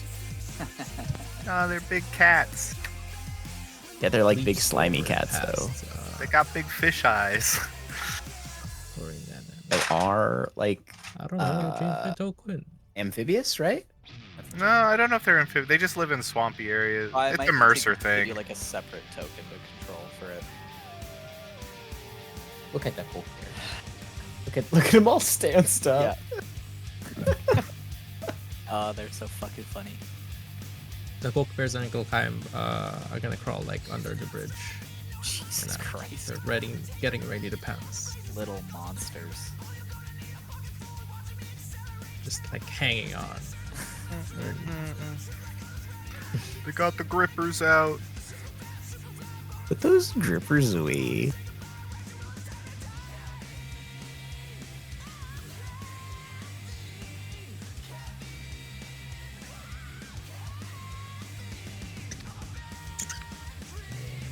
Forcing attack twice. Gotcha.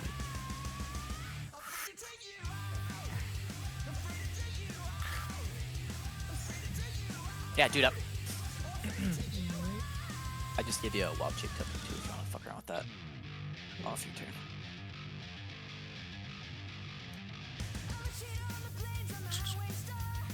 D20 plus 18, That'll hit. and then that one. That will whiff.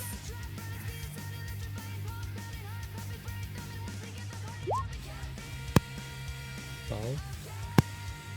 What kind of damage? Slashing damage. Magical, right? Is it Or no. magical? Hold on, let's check. I know wild shape gets magic attacks, but at what level? It's at 6th level. Yeah. I think your wild shape can I don't know can if my shard. choose it. Yeah, I think as like a mutation you might be able to do that. I believe so. I can only cost you 1 mutation point too. It's pretty base. Something like that. Yeah. So you want to go ahead and burn that to do that? Yeah, we'll do that. I think I get a certain amount of mutation points as well. Yeah.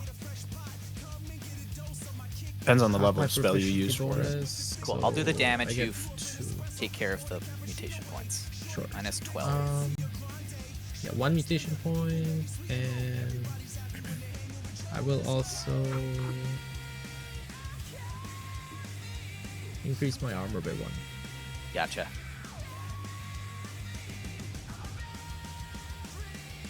Yep. Awesome. That's it. After your turn, Elias, that is the clay golem. You sprint over as this beast, and the clay golem makes just immediately 2 slam attacks down at your head. My AC is 19. Okay, 1, 2. 19 was the lower of the 2, so 2 hits. I'm going down, Chief. 2. So the first attack is 18 bludgeoning damage. Ouch. Just smashes these massive clay fists down on the spine of you. Your spine. And then the second one is for 14 bludgeoning. Yep, that takes me out of form. Yeah.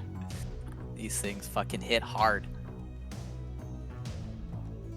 Clay golem, happy to be pounding.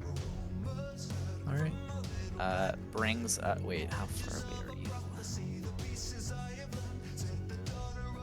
Don't broadcast others. 2 damage. You are, in fact. Okay, cool. Go ahead and give me a perception check, Eli. Or no, with your passive perception, you notice it. As you approach this golem, you first of all hear this humming as well. But that's not what really attracts your attention. There is a strong magical energy that you're picking up. Coming from the heads of the rams. Specifically, the gemstone in the center.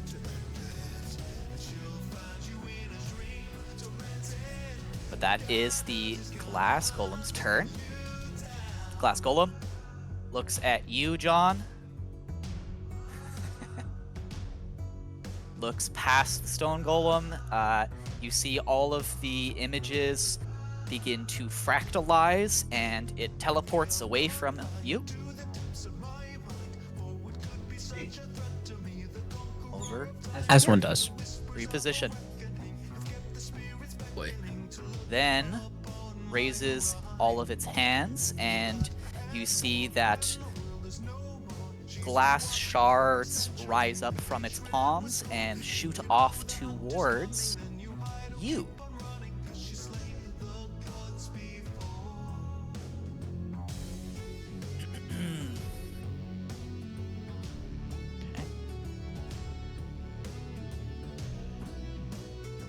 Alright, one will hit. One of these glass darts blasts past the stone golem and strikes you, John, for...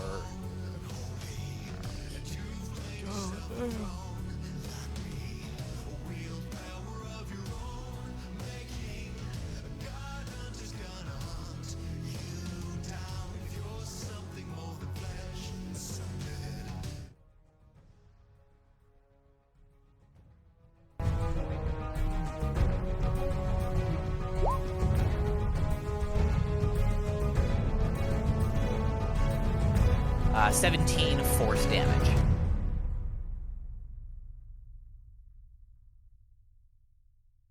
Force? Force damage, yep. Ow. Hurty. Pure force damage. That brings us to the top of initiative and Dandin's turn. What time is it? Let's take a quick break. I need to go pee and get some more water. We'll come back and continue this trial. We would. They'll just be annoying. They have eaten 2 people, though. Yeah, they did eat them alive. Roo. Totally devoured those guys. What if they work out, you know? Keep growing. Get player levels. You guys will wake up one day. you'll Big, just see strong these little bears, cock like, working bears. out, just doing fucking bench. Benching Spotting each other, benching Yeah. each other. I have nightmares of the Coke Bears. Countess. Remember that? Yeah, she ripped my fucking dress Every night. apart. And she get ripped apart. She got what she deserved. All right, I go mean, back. yeah. What's that, Cal? I was just gonna say, I mean, you do have to spend a spell slot to summon your vermin, though, right? So wouldn't that's that true. I make spend them a third level products spell of slot. magic? I don't know. Interesting. He's trying. He's trying. We appreciate you.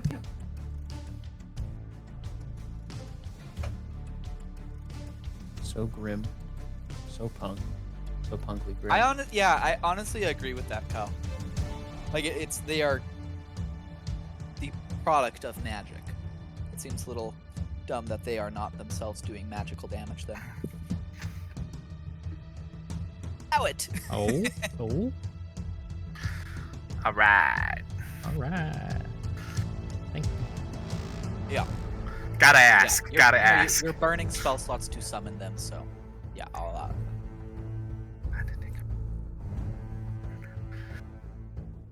Alright, top initiative. We ready to go? Well? Here y'all. Welcome back, folks. Dandin gets away. All right. So, as my bonus action, I'm going to let that soul burn keep on going.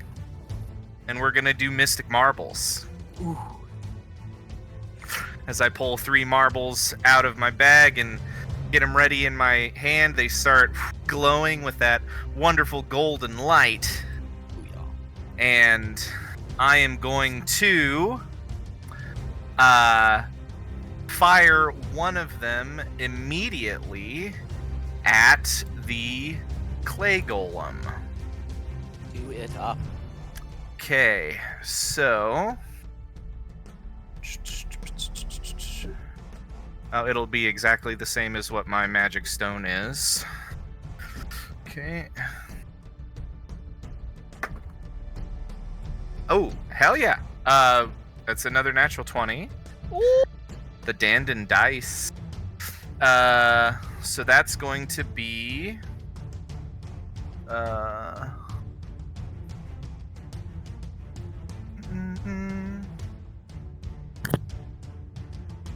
okay. So that's a soul die plus. Okay, so right now it is exactly the same as what my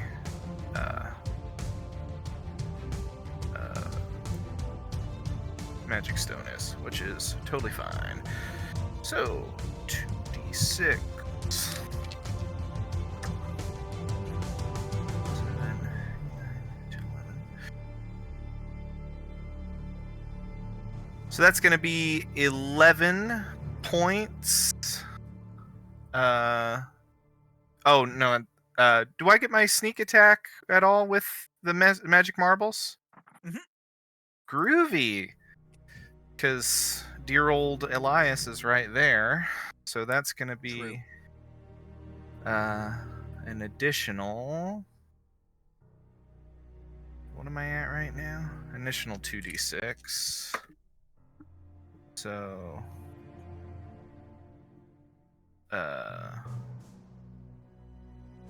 So that bumps it up to 27 points of magical bludgeoning damage, and what is it? How big is it?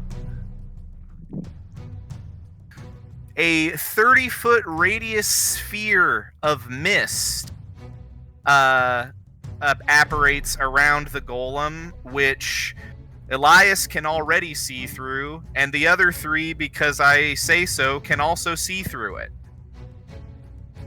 Nasty. Very basic. And then I'm going to use my movement to go 5, 10, 15, 20, 25, 30, and run right up into the mist.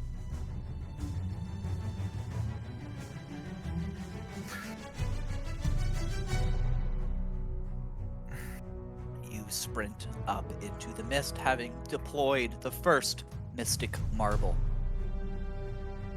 Hell yeah. Anything else, Dad? No, it's just a really thick gold silver mist that swirls in the area, and I will just count on the mist to keep me safe, and I will run right in. And that's the end.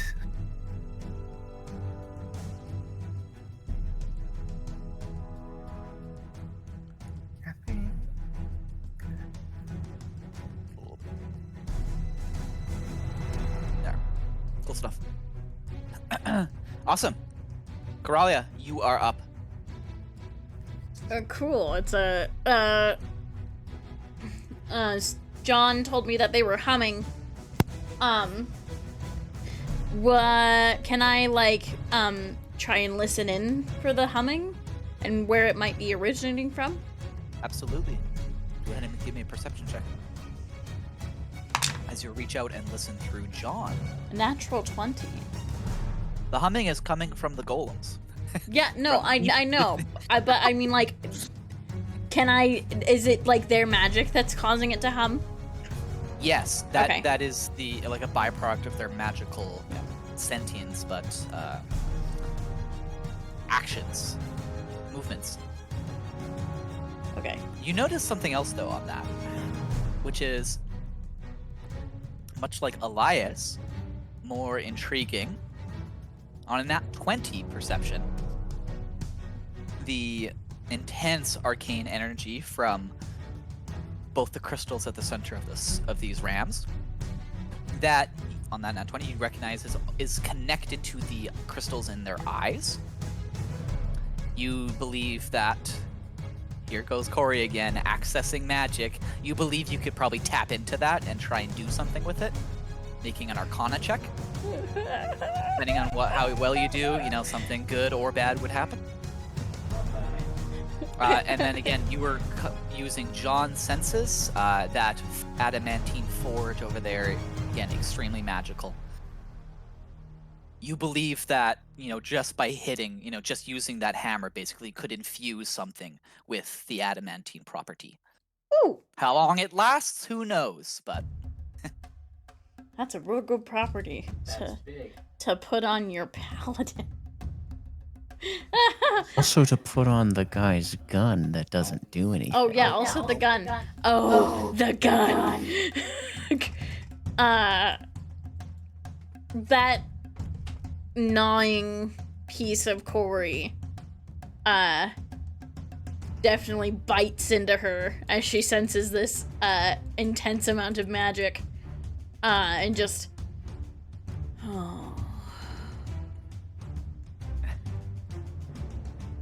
that hammer. I am going to here I go tampering again. I am going to vortex warp myself.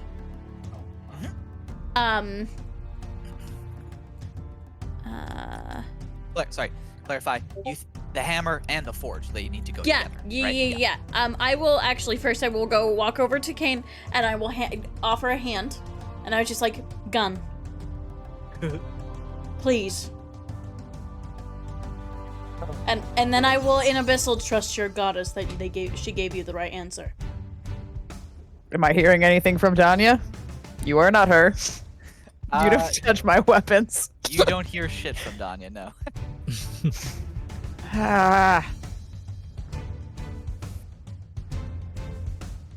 All right, I give you one of my pistols. I will salute, and then I will snap, and she will suck into a vortex and get dropped back up on the other side. All right, what spell are you burning for this? Doing I I'm did. gonna go 90 again. I can measure that out. Yeah. I mean, that would be John, right? Roughly. Yeah. Ooh, it's a little bit short actually.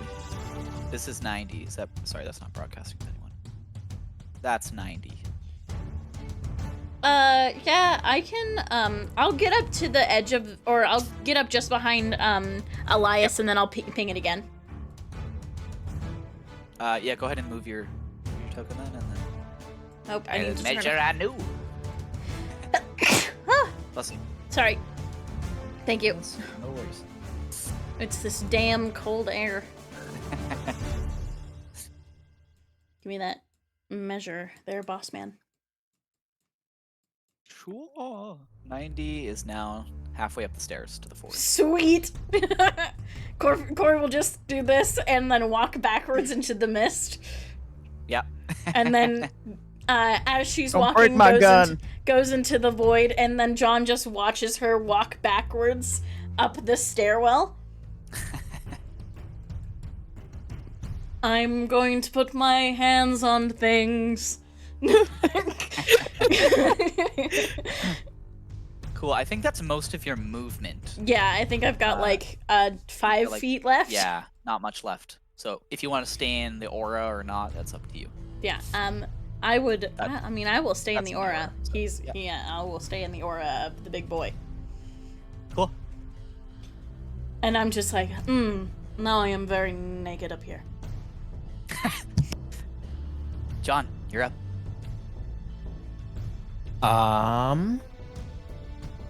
Yeah, this guy hit me, and that was rude. Or no, the other guy hit me with that crystal. I still want to kill that mage. Glass one. I guess we can deal with what's in front of me. Yeah, I'll just unleash my attacks on this stone golem. Do it up.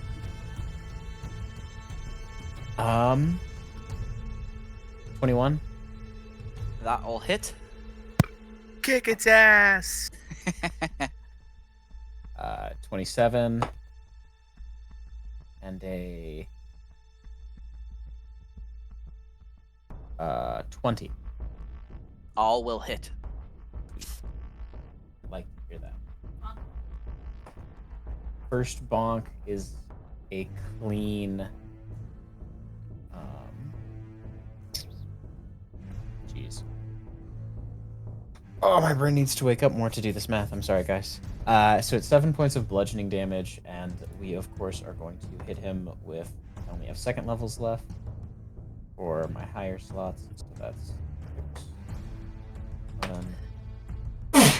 16 points of radiant damage on top 7 of and the 16 for 23. Yeah. First attack. And I'll say I used my hasted action for that one because I'd like to do something a little spicy for once. Oh, sure. I'm gonna cast with my main action Armor of Agathis. Ooh.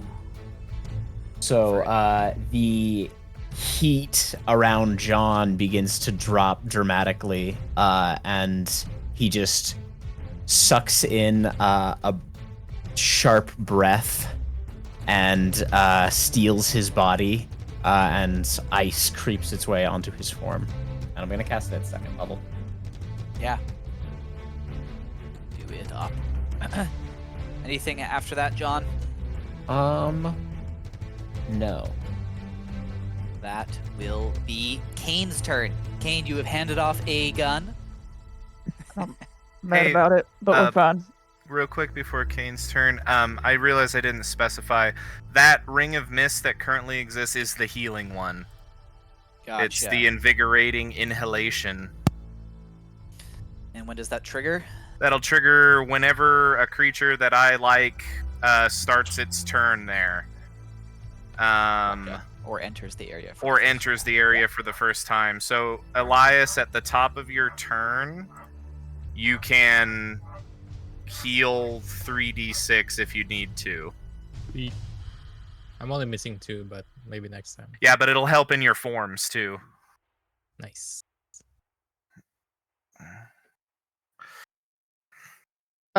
First, I'm just gonna hit him with the spiritual weapon for my bonus action. Go for it. She'll be.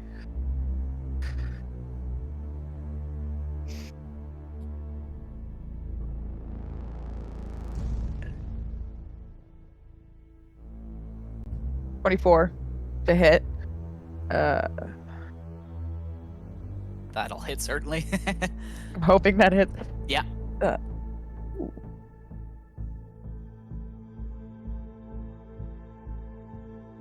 13 points of smacking damage. Yeah. To him. How's he looking Ooh, actually. as this Excellent question. mythical iron spike jams into him again?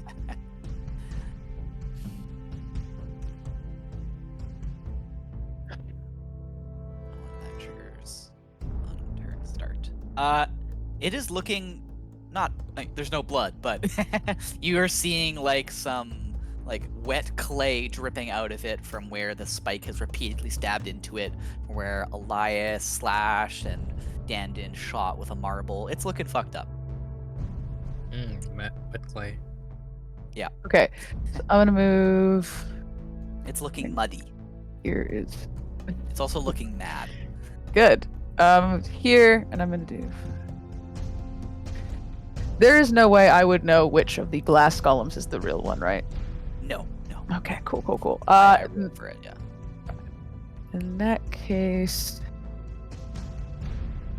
You can like still roll to attack and everything. It's just I roll Right. to see if it hits a mirror image. oh, okay.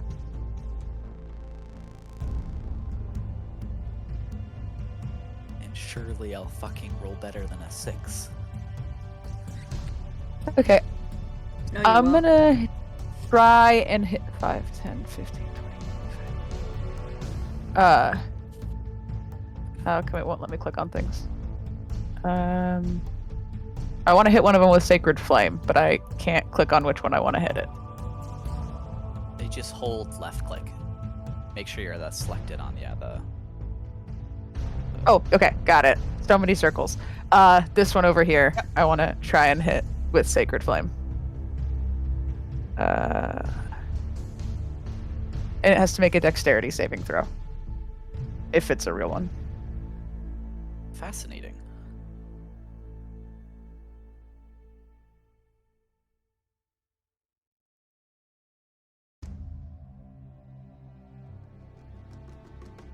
The wording is very specific. It says that each time a creature targets you with an attack, not when you make a save. Yeah, Sacred Flame bypasses Mirror Image. Yeah, it's just gonna Because be a it makes dex the save. Oh, Yep. okay. So I'll just make the dex save. It's just a 14. Watch this. That's a 17. Booyah! So Well, sorry. fuck yeah, that's fine. Yeah. Perhaps appropriate. This glass golem is certainly more lithe than the clay and stone. Yeah. That is all I got. Gotcha. Brings us to the stone golem's turn.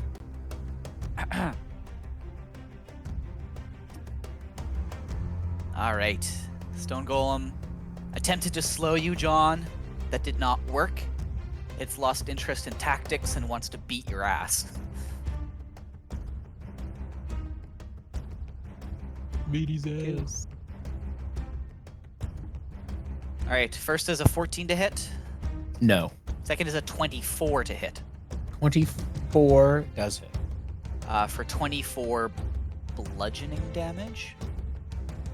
Bludgeoning damage. 21.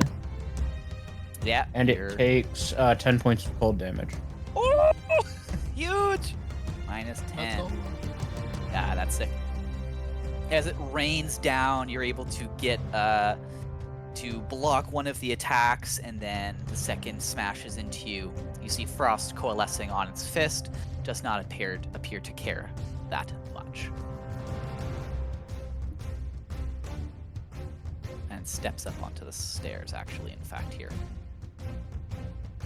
Elias, you're up. Okay.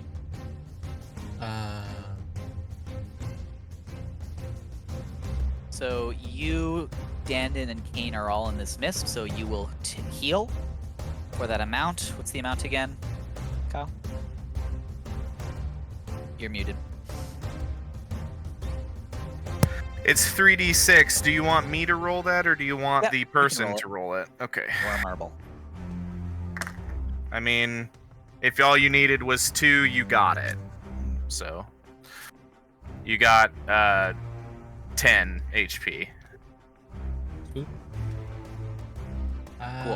And then the second half of the mist, real quick, is that this area is what's the Heavily wording on it? obscured. Heavily obscured for creatures other than yourself, Dandon. So the clay Then golem my- will be, whiffing Yeah. potentially, and your attacks will have advantage, I think. And Elias already has blind sight. Yeah, there you go. Mhm. Go for it. Elias is gonna manifest his wings. Foul. Yeah, go ahead and describe the manifestation of these wings. Kind of hard to see within this, but Hmm. Now we can all see through it. Except Hoffrey. Except Hoffrey. Yeah, you just hear Hoffrey. What's going on? you kind of see from his back sprouts. Unlike his form, it's more spectra-like, lighter, not dark. Sprouts from it. Topaz in color.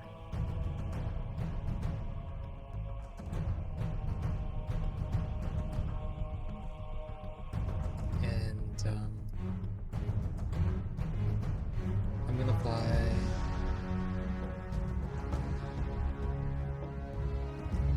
just 10 feet away from the golem. Yep.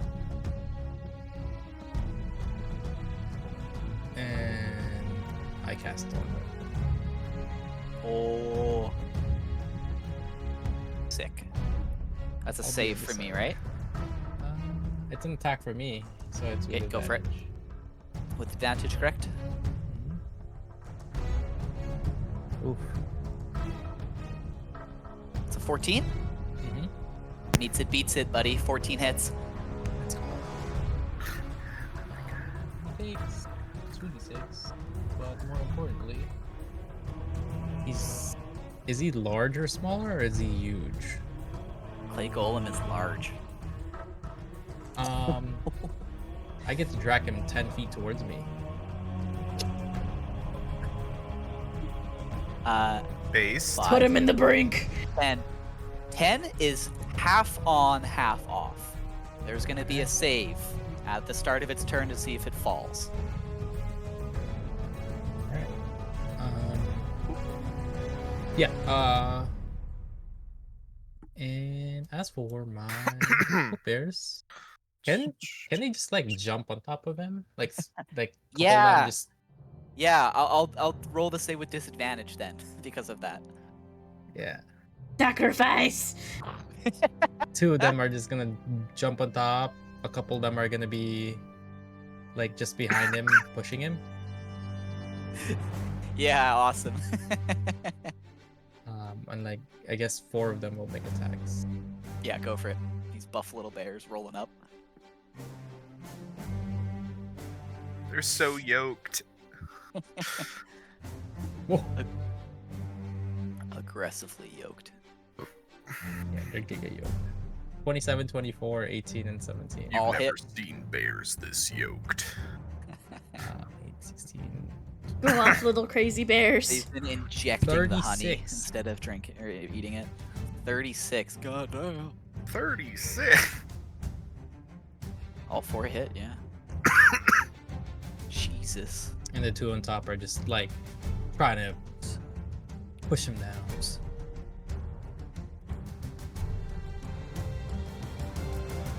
And he can't the golem can't see, I'm assuming, so he can't take opportunity attacks Correct. when I moved, right? Correct. Um Immune to so many conditions, blinded is not one of them. I was here, I believe, right? Yes. No, one gonna- down. One down. I'm gonna move how do you do the snap points? Shift, I There we think. go. Yeah.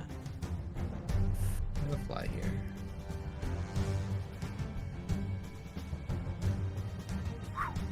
Fly up vertically towards the gems. Gotcha. All right, that's my turn.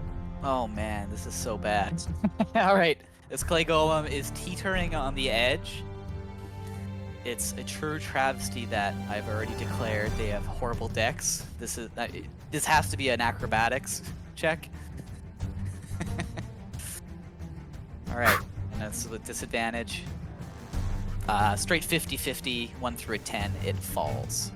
And then blow on him. I rolled a 2 and a 3. Hey. Yeah, That's rough, Jim. 2 of the Coke Bears do indeed sacrifice themselves. For a moment, it looks like the clay golem might be about to stabilize, and they just each grab like one of its ears and jump over the edge, and that tips it forward. The clay golem falls 100 feet down into the lava, and you just see a of smoke as it is instantly incinerated. Clay golem has been defeated quite handedly. Absolutely brutal. I was about to do cool shit with it. It was about to haste itself and go berserk. Fuck me. Oh, that's right. They can do haste. Yeah. Oh, fuck. I forgot to do it on the first turn. I was like, all right, I'll just do it on my second turn. 1 second turn. What second turn, One Blake? second turn. Fucking rolled ass for its initiative. But it's okay Uh, because it fell off the bridge, so it's just gonna apparate again at the back of the bridge, right? Yeah, exactly. That instead brings us to the glass golem. It's Kane's problem. His now. vision should also be obscured. Yes, exactly. Vision is obscured, and because of that, is going to step out of this. That's fair. Yeah, it wants to see. It's more. It knows that it can see if it moves.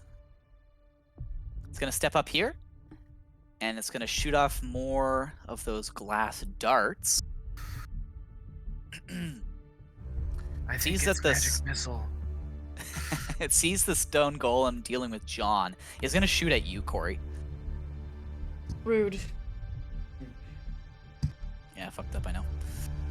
Actually, All right, the first is a 23 to hit. can I counterspell that? This is not a spell. Oh, can This is I just an instead attack. of silvery barbs it? Yeah, so that first one then, you silvery barbs. The lower roll is a 4. Does a 14 hit? I still think yes. We've got a new armor class, but is it that good? I think it's Yeah. 1 over. All right, you silvery barbs. Your reaction, and it Damn. still hits you. Yep. It's okay. All right. Ouch. At least you can It's have okay. an advantage. I've got way better HP than I used to. And then its second one is another 14 to hit. Fuck.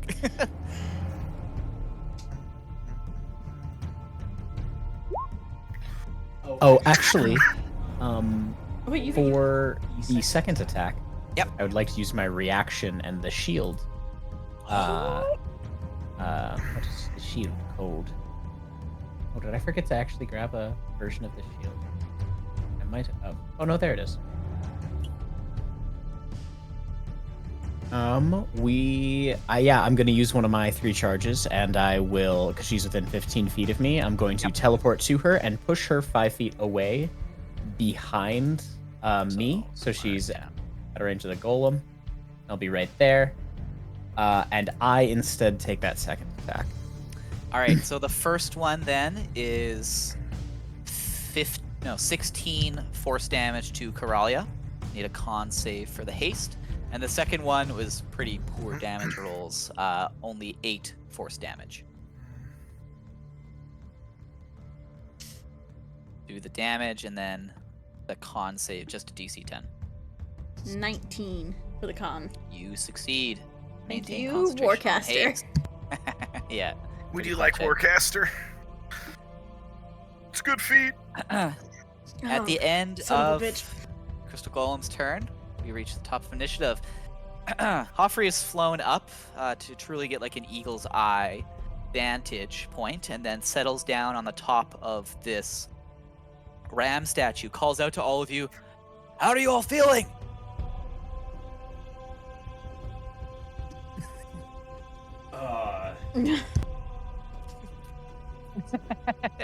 I can't see. There's some weird mist going on. Was that one of you? Ah! I'll take that as a yes. Keep going. I'm getting some great notes. Yeah, Top of initiative. That is Dandon. Yeah, it is. Cool.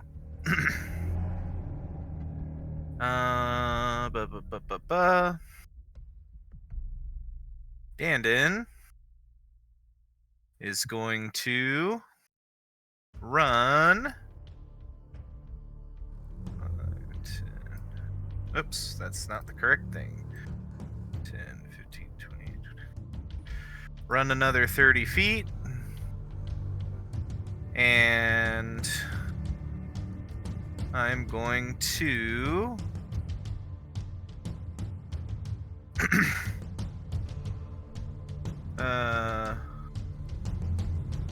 shoot my second Mystic Marble at the Stone Golem.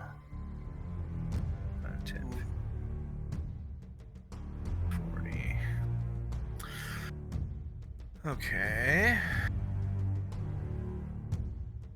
So will that be a disadvantage because the long range of the magic, or the short range is 30, the long range is 60, Yes. I think. Yes, it'll be with Okay. disadvantage. That is okay. Actually, do I count as hidden because I'm in the mist that they can't see through? Oh, it's true. Yes. Groovy. So flat roll. Yeah, flat roll. Just no sneak attack. Right. Which is fine. Although, no, sorry, I think you would because the advantage disadvantage just cancel out. So. Oh, right. And Why there's does he have adjacent disadvantage? creatures. Oh, what does It's he have long disadvantage? range. Long range. Oh, I see. I see. Okay, well. Yeah, the adjacent creatures still give sneak attack Yeah. as if you have a straight roll. Yeah. That is a. Sorry, I keep having to go to a different page to look at this. A dirty 20. That'll hit. Okay. Get ready to copy. Oh. 11. 13. 17 points of magical bludgeoning damage. Gotcha. And another 30-foot sphere of mist will appear that only John and Corey up there can see through. Fuck you, Hoffrey. And it will Um, also be the healing mist. Thanks, Dandon. I love that kid. Gotcha. And let's see.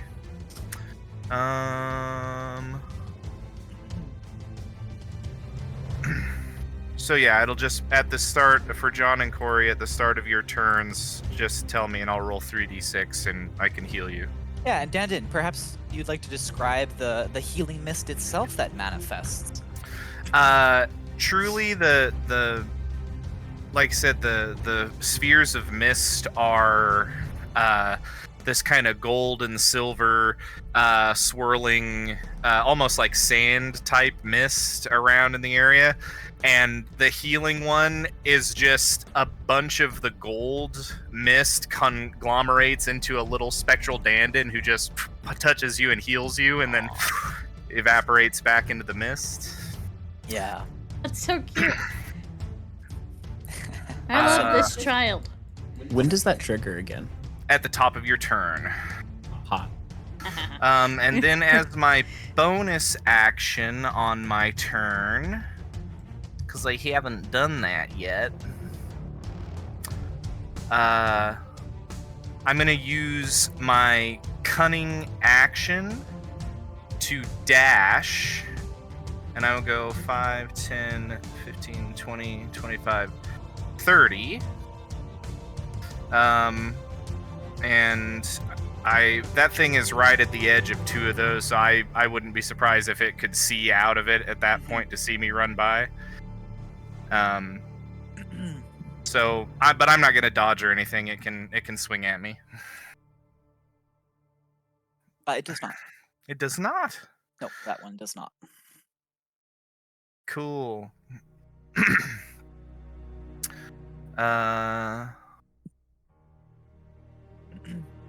Well, shoot. Actually, in that case, I'm actually just gonna go to here, if that's okay. Yeah. And I will just squat down there in the mist, and end my turn. Coralia, you're up. So, I have a question.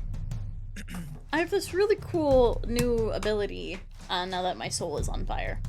And I'm just wondering, so when a spell is like pulse wave, where it is like centered at the self and out, if I were Yep. to use my soul whip, would the pulse wave then move to where I hit them and then Yes, pulse wave it out? triggers from where it hits, and then Okay. it pulses out from there. So theoretically, if I hit them on the front of their body, the pulse Yep. wave would force them backwards. Yep, it'll hit them, and then it'll extend out for the range of the spell, like normal. Let me just make sure it's not gonna hit Dandon. Yeah, I'll get the ruler up. Dandon is 25 feet away. I think pulse wave is 30 feet. However, Dandon is a level and a half down on the stairs. If the pulse wave goes straight out in a cone, it will not hit Dandon. True. Yeah. So I will now do my fun thing that I can do now. And Corey just kind of like smirks. Oh, it's fun anyway. Soul art. Okay. And we'll swing one of her spiders down, and it crystallizes into a like a bladed whip from her, and she spins it around her head and snaps it, infusing it with a pulse wave and targeting this guy. Yeah, go for it. And it's a melee attack that uses my int, which is disgusting. That's so fucking cool.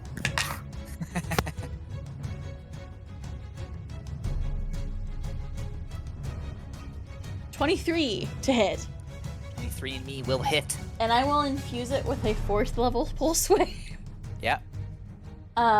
Which is So roll your soul damage. 7d6, which you will take And then I'll as do the save. disadvantage. Well, so if it's a save that you have to make, you make the save with disadvantage.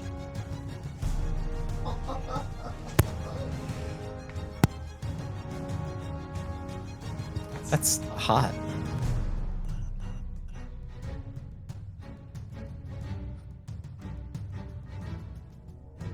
Yeah, so if the spell has a saving throw, it automatically deals damage as if they failed the saving throw against the spell on hit. Okay. And then any additional effects, it will make a save against those. Okay.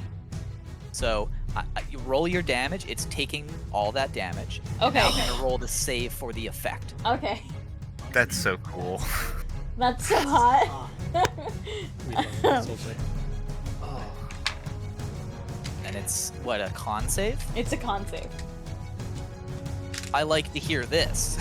Yeah. I do indeed like to hear this.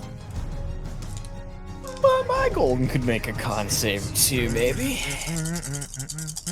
I don't like to only get a 14, though. That is a fail. Yeah, so it's going to get blasted back. 15 feet's technically there. I'm assuming it's blasted back, not push closer, pull closer. Oh, And then I think I also get. Yeah, Corey's. add You're going to get healed damage. too. Corey, you Good healed HP. 9 at the start of your turn. Oh, thank you. Do I also get that 9 since it's my turn too? Take Yeah. it now. For brevity's sake. Let me just double check something, because it also says that I add how many soul die to the attack? Hmm? So your soul die right now is a d6 Yeah. plus your int mod. And I think that's a. Is that 1d6 or 3d6? Because it's 3d6 currently, because we're a.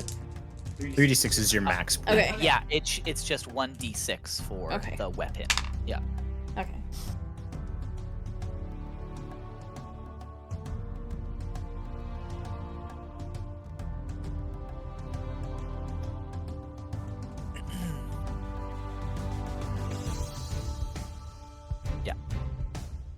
D6 plus int That's plus 50 points of damage.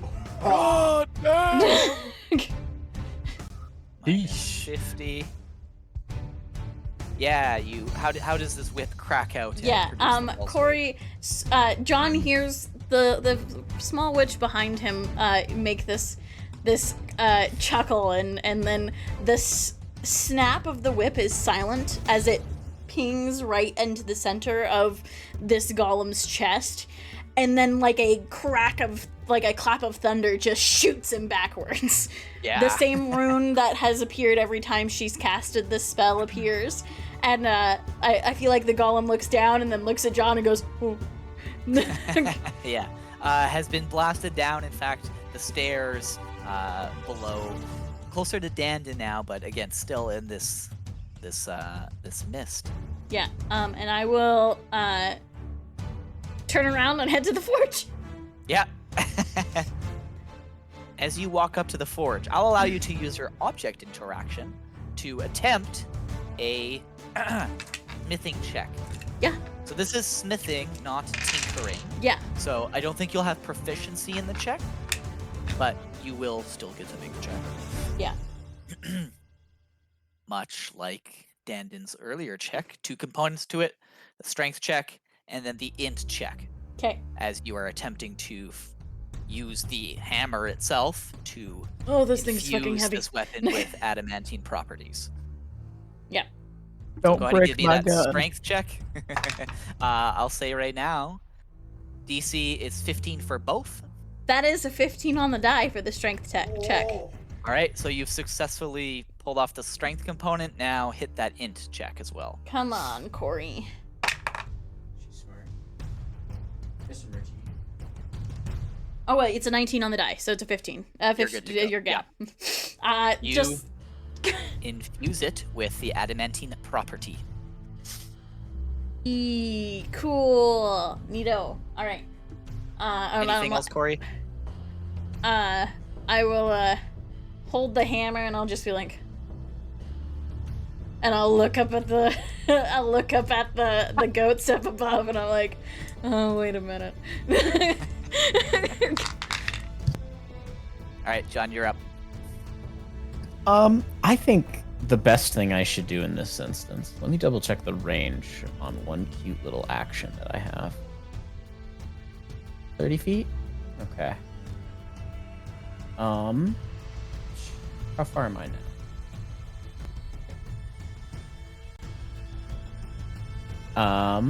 I am gonna begin a running jump, and right before John's feet leave the ground, he's gonna look at that mage construct, the glass one. Yep. And his as he's like squatting down to begin to leap, his holy symbol chimes off of his chest, and he looks at that mage and he says, "Your death is promised." And I will use my action to use my channel divinity for a path to the grave. Ooh. And I will leap, hopefully over this stone golem. Yep. To land on, past. I don't really particularly care, but I'm gonna try to hit the mage. Yeah, go for it. Make that attack with advantage. All right, we'll take that first one with a 29. That'll do. This is it. That'll do. I just know it. I'm Okay, gonna hit so- the mirror image. I No. just know it. You just know it. I do, in fact, know it. Damn He it. does know it. With that Roll it again. resounding strike, you fully God damn it. Well, God damn it, Coralia. What are you using first? Chronal shift. I might be saved by range. It's 60 feet. Ooh. I am saved by range. Damn it. Just by the You lucky teensiest- son of a bitch. teensiest margin. Silvery bar. The silvery barbs have a fucking longer It does, range. I believe. It's like 90 or 120, isn't it? Silver Barbs has a really long range. It's no, it's actually also 60 feet. Oh, it is? Oh. I was wrong. saved All twice. right, John, you shatter. And with Also, chronal shift is 30 feet. decisiveness. Gotcha. There we go. You Well- decisively shatter a mirror image. Thankfully, the curse still remains. It So does the next, indeed, yes. next person that hits that thing, it has vulnerability to it. And pop up a little skull. There we go. And I will use my bonus action as John shifts his stance to change from my focused aura to my endurance aura. Yeah, what is the change that Dandin feels at your presence nearby? You see as the presence, as opposed to before, it felt as though not necessarily as maybe claustrophobic, but it almost felt like you had blinders on. Like it was very like your mind was singular in its purpose and focus at his sudden appearance. And as he shifts, it feels like there's a little bit extra like padding between you and the world. As like a ghastly presence, perhaps even occasionally, will deflect things for you. But I guess we'll see if it comes to that. We'll see if it succeeds at helping you. But everybody gets a +2 to AC, and they get damage reduction of 3 while in my aura. Damage reduction? Reduction of 3. So everything you get hit by gets reduced by 3. Oh, got it. And I will also, because I'd like my AC to just be grotesque, pull my shield out as well Christ. after landing. So John's AC is now, let's see, 25. God damn. Dandon hit 20. Oh, That's honestly huge for Dandom. Yeah. that is huge. For All right, that's John. Yeah. Cade, that's your turn. Kane. Yeah. Kane. I'm going to use. I'm actually going to use my action to dash and get 5, 10, 15. Yeah. 40, 50. We're going to get up here. And we are going to try and cast Inflict Wounds. Yeah, do it up. So. We're going to do that at. We're just going to do it at first level, I guess. Okay.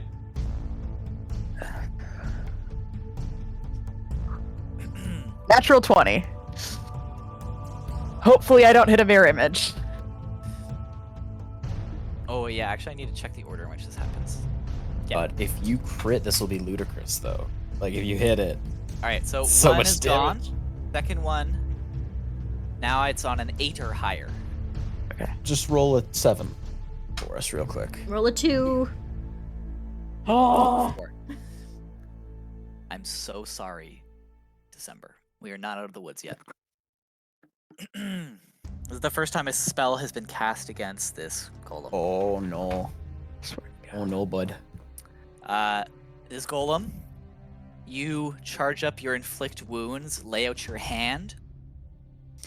As you touch the creature, you feel your necrotic energy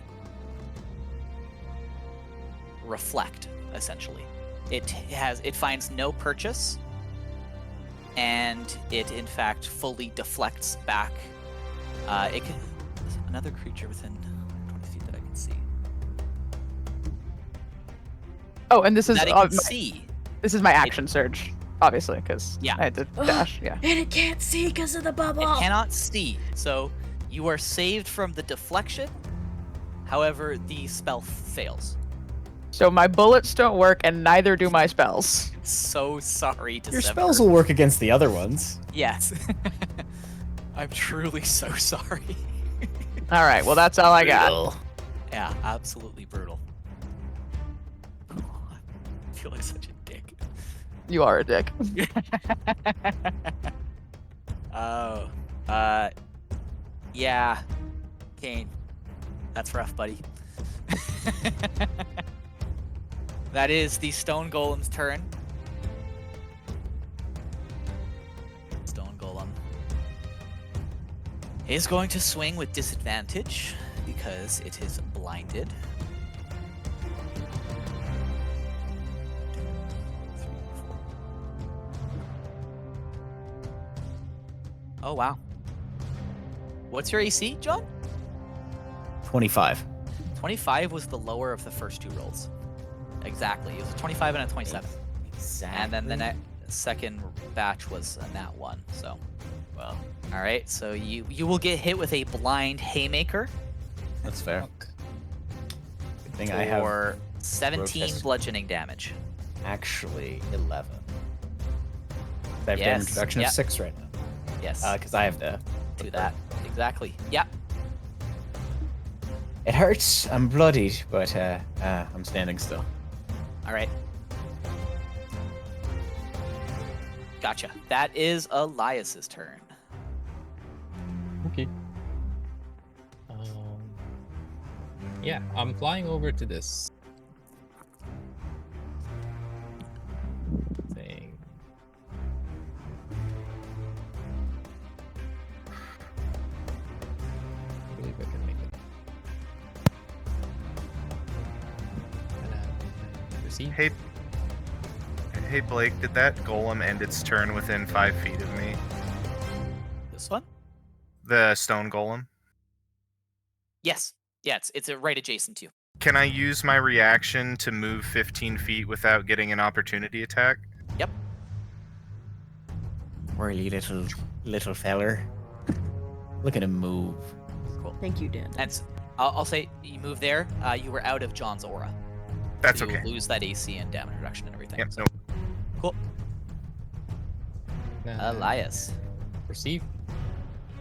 Anything about these persons? There is a great magic contained therein. Do you wish to access it? You see a Hoffrey giving you a thumbs up. Do it.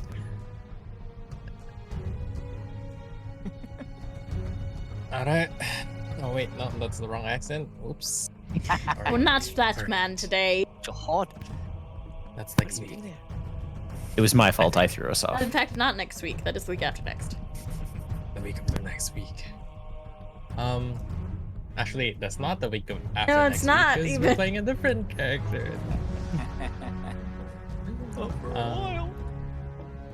Okay, let's touch it as the Coke Bears run towards these two. They split up. All right. Go ahead and give me a spellcasting ability check. All right. Okay.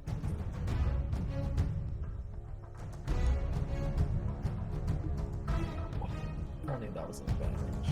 Ooh, yeah. You had inspiration. That would be huge. We're All right. rolling like shit. That's okay. You do in fact clear a 15, so there are no ill effects to this. As you reach out and lay your hand on the center gemstone, you connect with this ram statue and its eyes, and you feel an energy charging up. You are going to be able to cast a moonbeam. It's not you casting, so there's no concentration or anything. It is cast as a beam rather than descending from on high. So you can choose a target within 100 feet to blast with this moonbeam. Okay, 100 feet.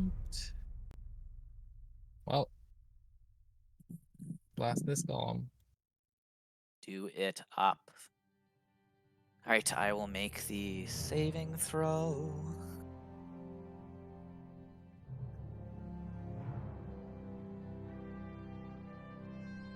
Elias points with his cane and You're off it. beam of light.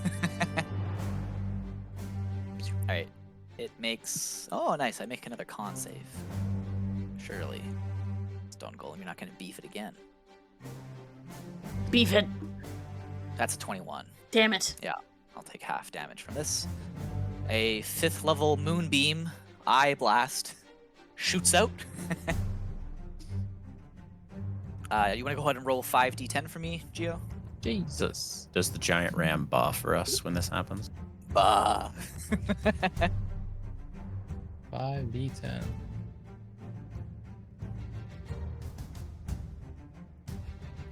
$17. Goddamn. That sucks. Yeah, that's. And then I'll half that because I passed my save. All right.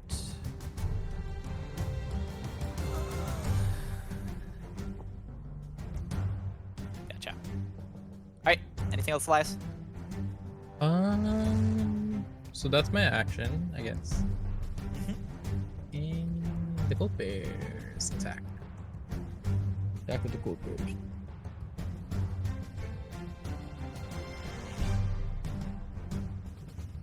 One, two, three, 4.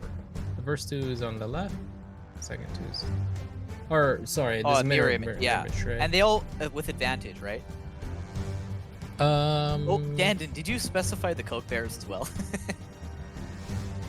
I can't. You're muted. You're I muted. think you can only. I can't do certain more than creatures. 3 creatures, so Perfect. I chose Kane, Karalia, and So but- they will roll with disadvantage. Are we outside of the thing? Any square that has. Oh, sorry, I was looking at the wrong aura. Yeah, you guys are outside. You're good. So My yeah, aura screen. is also blue. Sorry.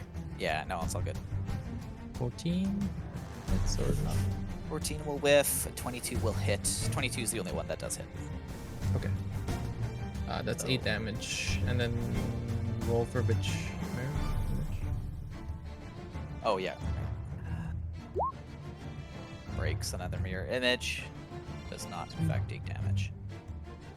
Plus it. Ooh, y'all. Alright, anything else, Elias? That's it. Gotcha. Mm. Bottom of initiative.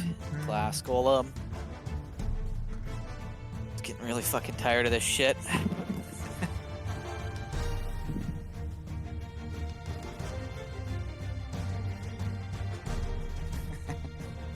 Teleports up onto the statue's head right behind you, Elias. Oh, you're approaching me. Yeah, exactly. About to RKO him off. Shove it Uh, off. Cannot. Oh. From there, can't get a line of sight on Corey either. If I take movement, yeah, it'll walk over here though. Do I have a straight shot? That's still through it. It'll just shoot down at you, Elias. Okay.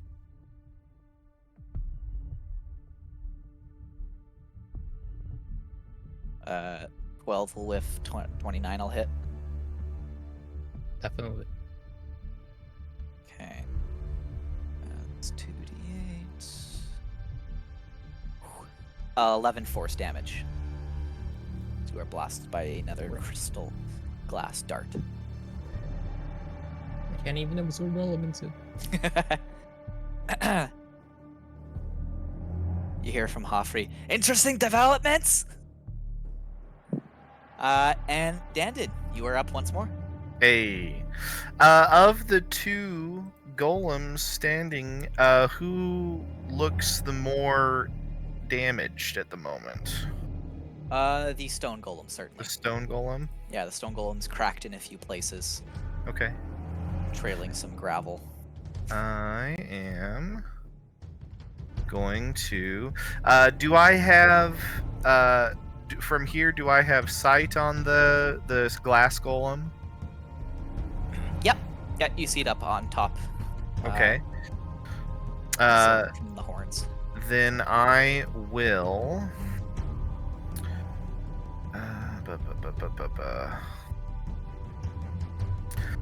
I see that mirror image thing around it, so I just want to hit him.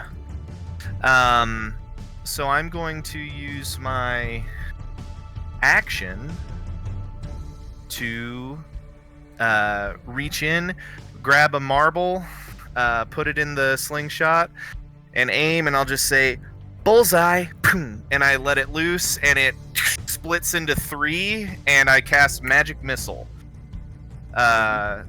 to hit the bastard. So that's gonna be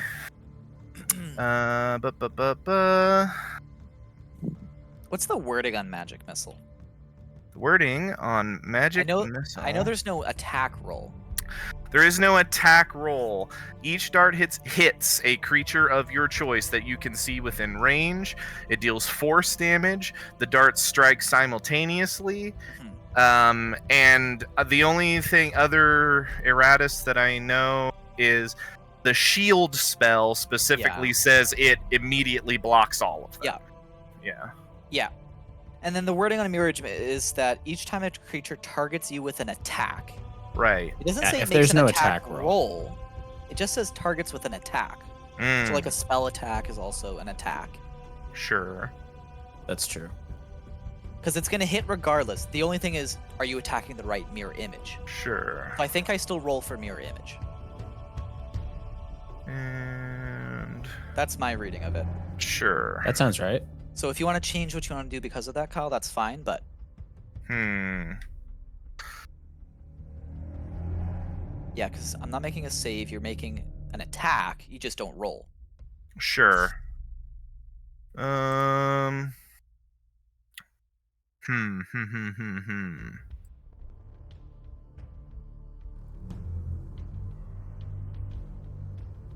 In that case, I am gonna change up what I Yeah, do. go for it. I'm going to from the same position. I'm going to instead turn and I will use or I will just launch I'll just light him up. I'll do a guiding bolt at the stone golem instead. Gotcha. So you'll have For advantage. now. Yeah. Yeah.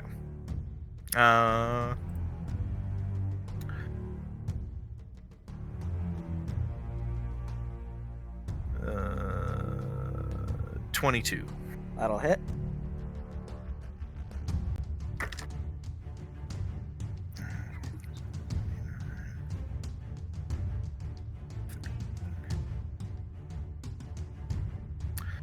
That'll be 13 points of radiant damage against the stone golem. Gotcha.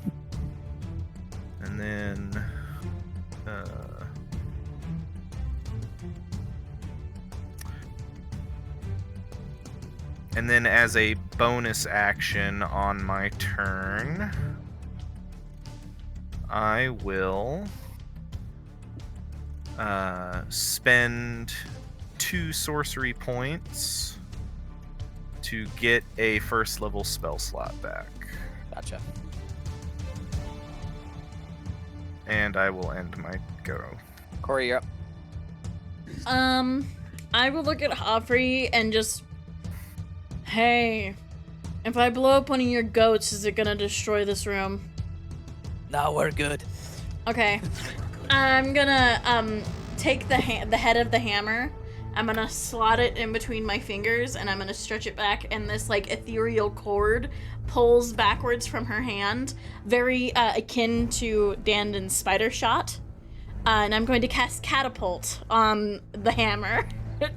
On the adamantine hammer? Yeah. That does critical hits Let's to fucking objects. go. That's sick.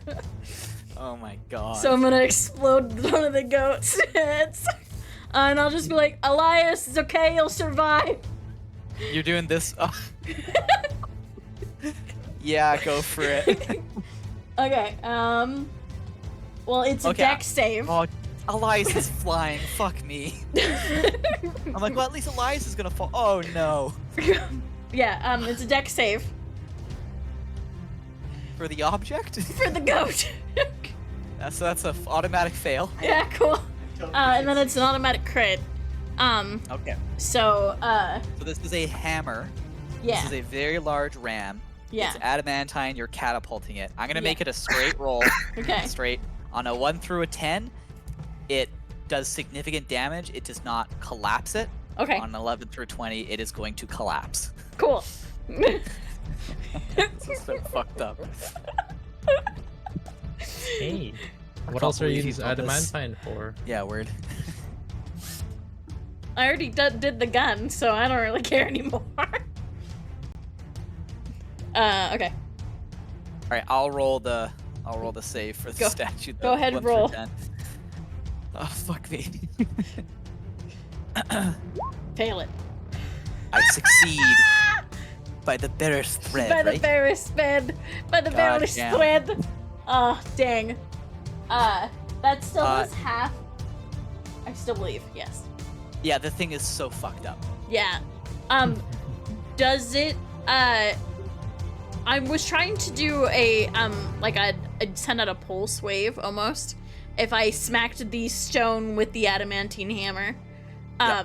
If it does not succeed. Yeah.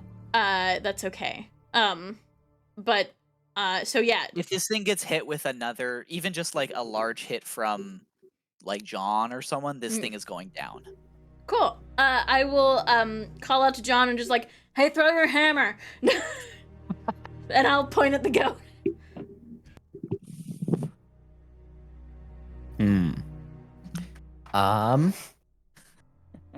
Yeah, actually, that does sound really rad. fuck.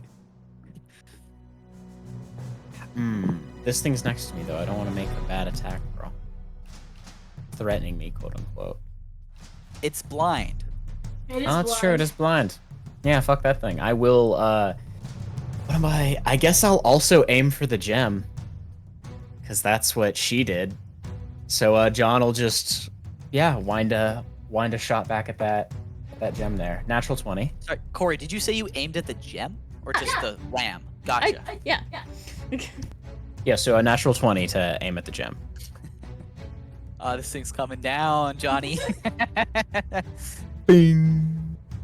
Yeah, hammer smashes comes it back with then. a resounding clash, and the shifting of tons and tons of stone as the ram collapses and falls off into the lava.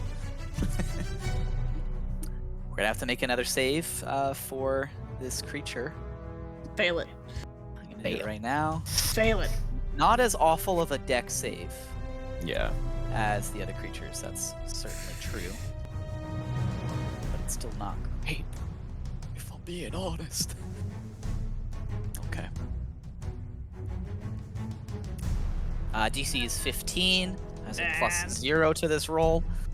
Yeah, just roll well, Blake. Fuck. Oh. I'm ruined. I'm Right. ruined. The glass golem is caught up in the horns of this of the stone ram as it falls into the lava and is no more. Can I also move down closer to yep. Kane? Yeah, do your movement, John. Go ahead and take your turn. Okay. Kyle, will you roll the healing for us? Since we're in your lovely mist that you created. And as the hammer snaps back into John's hands, 13. the stance shifts again. 13, holy shit. Yeah. That's a good roll. It's only 2d6, right? 3d6. Oh, 3d6. Still a very good roll. And I'm gonna use my bonus action to shift it back into focus. And actually, you know what? Nah, we'll get to that after. I will just make attacks against the stone golem. Do it up with advantage. That's another natural 20. Oh my god. Jesus. Smite this thing. Who doesn't have one? Because I actually just generated 2. So We all have one. yeah, everybody's stocked up. Elias does not. Elias, you've got one. Yeah, you do, buddy. Yeah, you do, buddy. I'm gonna second level smite again. And yeah, we're gonna fuck it up. Only 3d8 for this, but that's okay. It takes 4 points of no, not 4. That's wrong. 7 points of bludgeoning damage. Yep. And 6. Radiant. I can take it. Yeah, you can take it. You I can can take take- it. Oh, I don't didn't. need I it. didn't double that You didn't properly. crit, right? Yeah. So this is 10 bludgeoning, and this is shit. No, hold on. Yeah, I've got the math right still. We're good. Okay. I got the 10 bludgeoning. What's the radiant? 32. Good lord. Oops, that's not how that math works at all. Minus 32. Fuck. God damn. Stone Golem is mighty chipped. Mighty chipped for my second Mighty attack. chipped. For my second. Oh fuck. I'll fucking do it again. I got caught up in the crit. No, you did not. Yeah, I fucking did. I'm not Send touching pics, this. You. I'm sending Oh a my picture. God. This die is on fire tonight. Oh my god. Okay, hold on. Maybe it's just because I'm the DM, but it sure does feel like they'll crit a lot fucking more against me than anyone else. It does feel like that when you're in the seat a little bit, but They also just want us to be I'm really cool. on Yeah. fucking fire. Yeah. You gotta send them dice pics. Come Yeah, on. hold on. The number I'm to beat, sending- John, is 17. is 17. Good to know. I think we'll hit that. I'm just gonna send the picture before I do anything else. I don't want any. I want to see the nice dice. There's another one again. Look at him. See the Johnny dice. It's a little blurry. Okay. Yeah, we'll just do that again. we'll just fucking do it again. I believe I'm out of second level smite slots though, which is a little. What a shame. It's only a first level, only 2d8. Crit damage on the smite kills, anyways. 18 bludgeoning. it? Yeah. So with the first attack, he swings the hammer, and that whistling is incredibly loud as he does a double-handed swing, dropping the shield and just cracks into this thing's knee, and it explodes, scattering across the top portion of this forge and altar. And as it drops, he brings the hammer back up and drives it into its like jaw and the underside of its head. And with another resounding gong, a death knell is sounded, and it drops. Drops, fragments, scatters across the bridge. And with that, the trial has ended. Hoffrey begins clapping loudly for all of you. Well done, well done. That was, well, not only educational, but entertaining. I feel like, as a collective, we all needed that. We'll have some steam, right? I will hand Kane his gun. Oh. Kane, how's it going? You asking Kane or are you asking December? I'm asking Kane. It's a weird. Kane doesn't like using his spells, so he's not a happy boy, but he's glad to have his gun back. Yeah. If it's any condolence, if I didn't crit a third time in a row, I was gonna go run up and grab your gun for you. If that's any condolence. What did you do to it? I made it so you can hit things that don't take damage from normal things. How long does it last? I don't know. You see Hoffrey just behind Kane, like shaking his head at you, Corey. Like it's not gonna stay. Ah, rough. Well, I mean, I can start I can get started on making your weapon a little more viable. If you'll trust me enough. I prefer to just find magic bullets. Well, I can also make you magic bullets. I also think I could have made you magic bullets, and I just realized that, and I'm sorry. Rough. I think you can fire my magic stones. Magic stones as bullets. Yeah. That'd be cool. Absolutely 100% can. Or I think I can just cast magic stone on your bullets. Oh, that'd be cool. Yeah. Pretty shots. Hoffrey looks at you all. Right, well, let us get back to. Are you okay? Let's get out of here. It's pretty warm in here. And you all follow Hoffrey. You just simply start walking south down the pathway, and before you know it, a door is opening, and you reemerge in Hoffrey's house. Cool.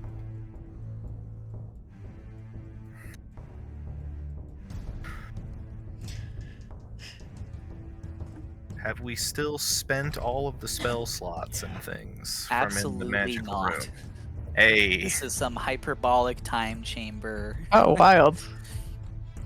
that's what we like to hear. This was a training session. I will pull out some schematics from my chest and lay them out on Hoffrey's desk, and like set some aside, put some paperweights down, and start drawing down like math pieces, and like there are designs for each individual portion of the apothecary and physician's office. Gotcha. Hell yeah, dude. I'll see what I can do. I would think, given what I've seen you can do, you'd be able to do pretty much what exactly I wrote down. Looks away, looks back at you. Easy. Looks at you, Dandin, and walks up to you. With some fine marble shooting in there. Thanks. I believe I've got something for you, in fact. Oh. And reaches into his coat and takes out a pouch. Hands it over to you. You open it inside. The pouch fits in your palm. They're pretty small. You open it inside. As you look in, there is gold upon gold upon gold inside. And he says, "Take care of that. That's my first investment in the Killjoys Apothecary and Physicians." Neato. How much gold? You can go ahead and add 10,000 gold. Oh into your my inventory. God! I'm gonna just like Dandon. I'm gonna just Respectfully. take the coin from Dandon and then put it in my. The bag itself is also a bag of holding. Oh, cool. 10,000 gold would be too much to carry in a small little bag. Yeah. So I yeah, have a yeah. bag of So holding you now, don't too? put that in your No, I chest. will not put that in my chest. Certainly do I not. would You not put certainly that in do my not. chest. No, Dandon, you can hold on to that one, but spend it wisely. But that would be fun if you did. I'm so ecstatic. I get a bag of holding too. You want me to keep track of how much gold it is, like I have No, been? I'll do it. Okay. I can actually carry it now. All right, Danton. It's you are our treasurer, our accountant. To be clear, Danton, I do hope to see a return on my investment. Yeah, okay. I was Yeah. just thinking like cool art or something. This is a lot. I didn't know weird hermits out in the forest had this much money. Okay. I'm Mountains, going to want to see every forest. gold accounted for. You hear Oh, me? Okay. You'll Yeah. have Yeah, to start what's the doing your rest? math homework. Mm. That is very true.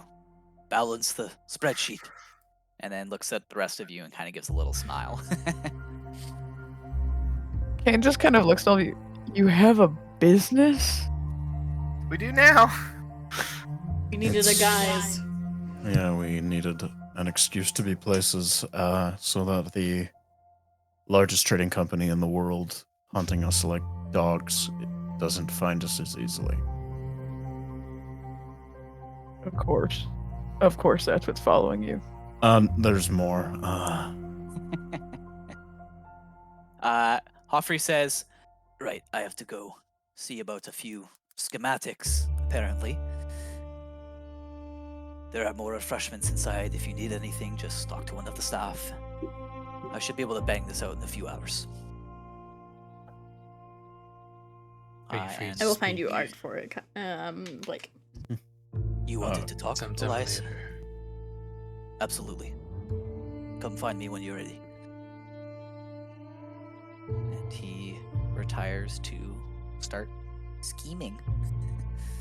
Schematicking. Kane, normally we're tolerant of different faiths, but if you ever see a cultist of Tormak, it's kill on sight. Do I know who Tormak is? I mean, he's certainly more well known than Yeah. your Um, guy. Yeah, the cult of Tormak is like a very well-known cult. Okay. Yeah, everybody knows about that one. That's not a problem. When You've you're probably heard when your cult stories of is them up in also the a mountains. standing army. Yeah. Oh yeah, no, that would yeah. Yeah, that's why I asked if you were a historied individual, but you're not, so don't worry. Kane can't read. So no, he is not well read. He is functionally illiterate. That's rough for him. Can I find Coralia? Yeah, you find Coralia. Where is Coralia? Where's Coralia? she is handing off and like going back over and like, no, you need to make sure that this specific shelf is like 12 by I've 13. Got I it. need you. I can read a blueprint, woman. Beautiful. What Fine. about all of this and the place you were just in? Go. Do you not understand? And I'm just gonna shove him out the door. I built that all. Going to pick the witch up and move her out of Hoffrey's presence. Thank you. What's above? You can't just move me around when I'm in situations that you can't just As if that isn't just what we spent several minutes Oh doing in boy. those training grounds. Nice save. Listen. What? I need your help. I'm a holy man with not very much information on deities, and you are very learned on the subject. I am. What do you need help with? Oh, I know what you Everything. need help with. I don't know anything. You know, like rites and traditions and... Yeah, especially...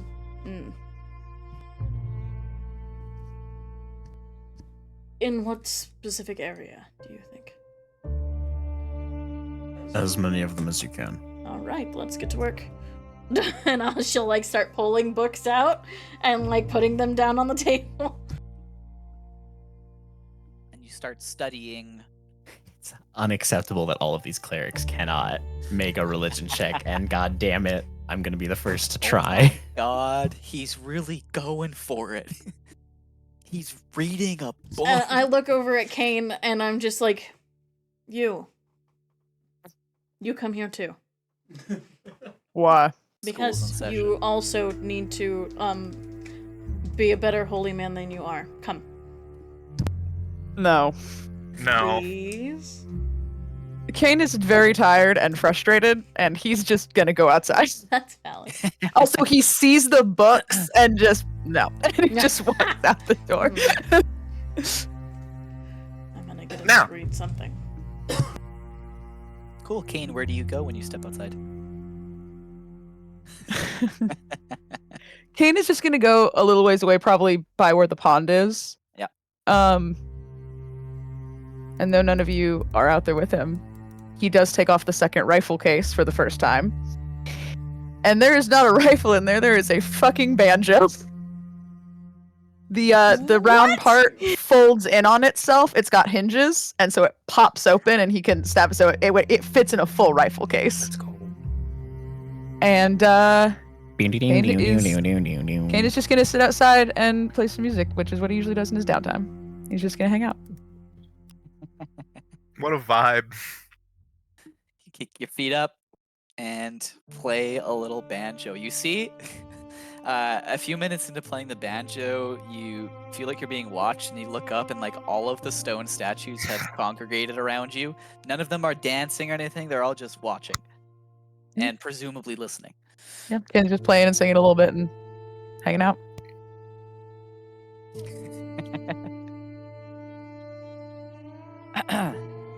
What does Dandon get up to? After Dandon recovers from a brief panic attack by the sheer amount of money that she's responsible for at the moment, he'll kind of look around at everybody doing their own silly things, and I think Dandon will get a little overwhelmed by everything that's going on, and will just not go all the way out to the pond, but will step right outside and just put her back up against the stone wall of the tower and just slide down and just have a real good think about all this nonsense that's happening, because terrible things are happening, but also great things are happening, and it's real swingy. yeah, and trying to regulate my emotions on it, and I think to try and take their mind off of worldly problems, Dandon is just gonna start like thinking about the nature of their own magic, and the magic that they were granted and how it's changed in the last few days since, well, in the last couple of weeks since the incident on the water. and just gonna sit there and kind of cast a sacred flame and see the difference in the color of the magic and just try and figure out what that's all about. Yeah, this gold flame burning into silver and back, dancing back and forth in your palm. Yeah.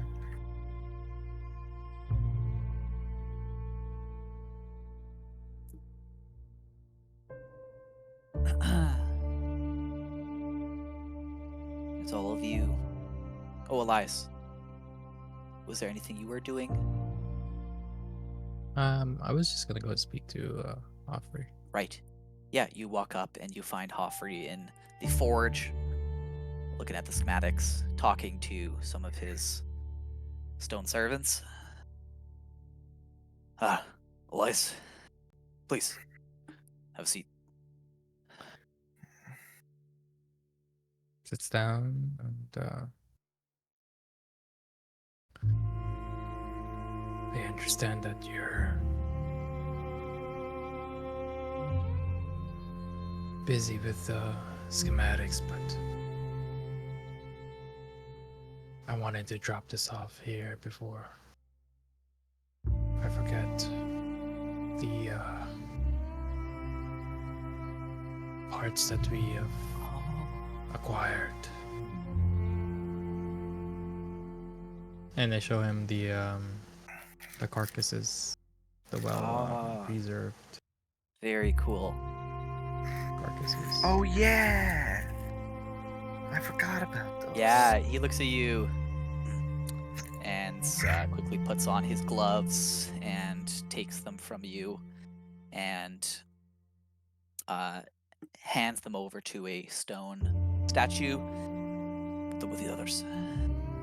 And you know that Hoffrey has collected lots of remains, specimens, organs, tissue, samples from the beast's victims, all in the pursuit of information about it. Not even a cure, just like an understanding of what is happening. How can we treat this? I know you're busy with the schematics, but maybe a couple hours looking into this while it's still fresh. Of course, between the two of us, the schematics are pretty straightforward. I'll be able to take care of it pretty quick. This was most recent attack. How old? Couple days. It was a couple days, right? Yeah.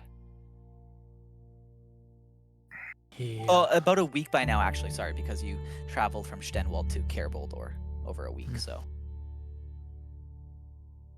Just about a week. The beast came out of nowhere. We're not expecting it.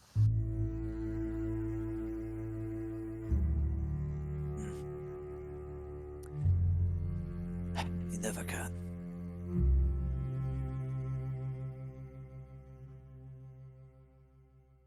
The sightings of it. Have you seen any more recently? There was a village a few days southeast from here. It just kind of goes quiet. There was a village.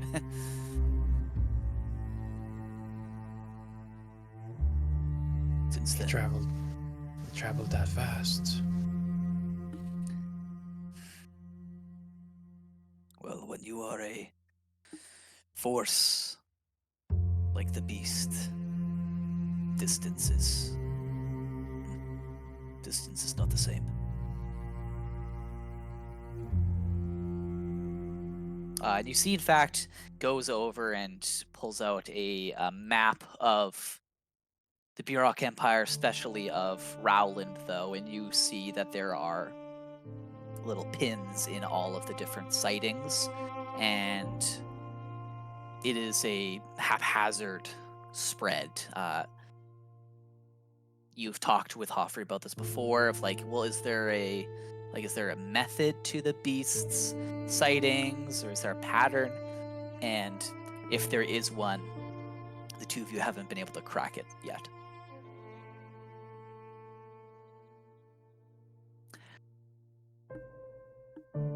Not that we are in need of any more dire news, but with these last two sightings, then we are ahead of the curve for the frequency this year. Yes. Fear that I feel that another one is gonna come within the next week or so. But it's just a feeling. Do we have any progress on the research?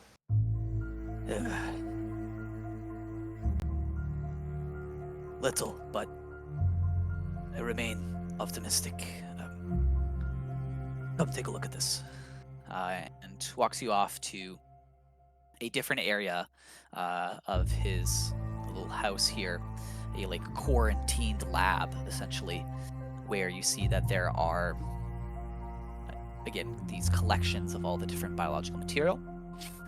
And you see that there is laid out on a table flesh from a creature, whether it was, a mortal, an animal. It's hard to tell in this state. It's just kind of a chunk of meat and bone and tissue.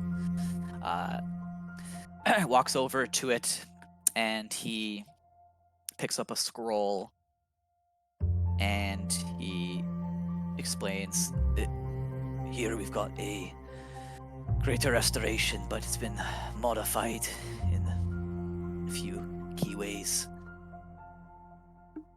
When the spell is combined with a therapeutic treatment, ointment of, it shows you a list of various herbs. There is a temporary reprieve. And you see he casts the spell and spreads some of this ointment on, and you see that some of the corruption of the beast, which has been, in your experience so far, irreversible, seems to lessen. This like twisted, boiled flesh, some of the boils recede slightly, grow less angry. The coloring starts to return to some of it. The problem, of course, though, is that it never lasts. And in fact, as you're watching, you see that it begins to fade after only a few seconds.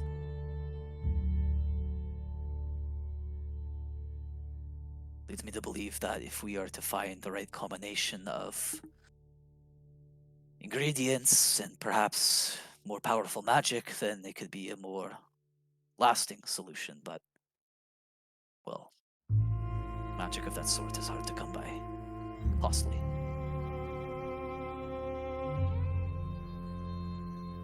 Did you have a question, Kyle? I was wondering if this is this conversation outside by the cart, or is this like No, in the? This is Okay. inside his house. Yeah, I didn't know where they were. So. Yeah. Okay.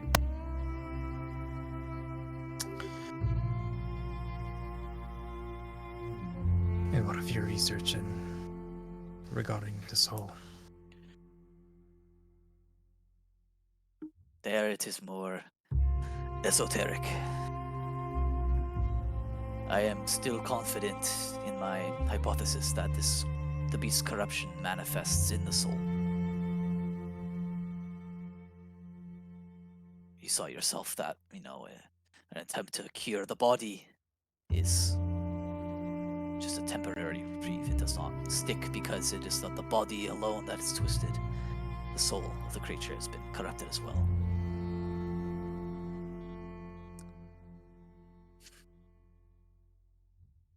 As for your souls, well, and you see he takes out some of his observations. I am quite pleased with what I saw. Your spirits, your souls within the flames are burning bright indeed. It's hard to say. A timeline with only a few minutes of observation, but where I thought you had weeks, I feel confident in thinking you have months. That is good to hear. Yes.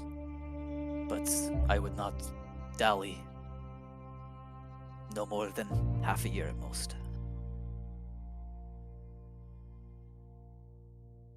You still want us to stay for an extra day? Well, if I'm to enchant the cart and honestly, Okay. Elias, it's good to see you. It's been a little while, so I'd appreciate you staying for one more day. Perhaps you can help me with. It points kind of to the herbs on the table. The medicinal side of things has never been my forte, so. And then, first thing in the morning, I'll set you on your way. Very well, but Segundo is closing in, and I don't want to compromise your location.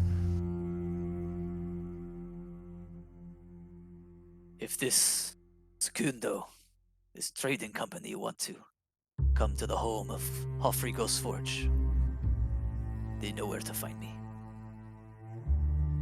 He knew I was talking about it.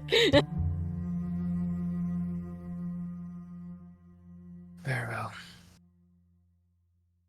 Will you check on the others on how they're doing? I will check with John on how they're doing physically, and if you can check how it is in the inside. Very well. We will share research later on. Awesome. Right as you're ready to go, he's. By the way, I understand again that haste is of the essence here. This might help with some of that. And he hands over a bound scroll. And as you unfold it, you see that it is a writ of passage throughout Rowland. You might be able to use it throughout the Burok Empire more broadly, depending on who's looking at it. But it basically just states that you are traveling under the authority of Hoffrey Ghost Forge, conducting business on his behalf. Very much appreciated. This will help greatly. Yes, well, some of the guards in towns and cities have grown overzealous these days. Can't imagine what would have them so spooked. Thank you, Humphrey. And one last thing. There's very little chance that my affliction spreads to their souls, correct?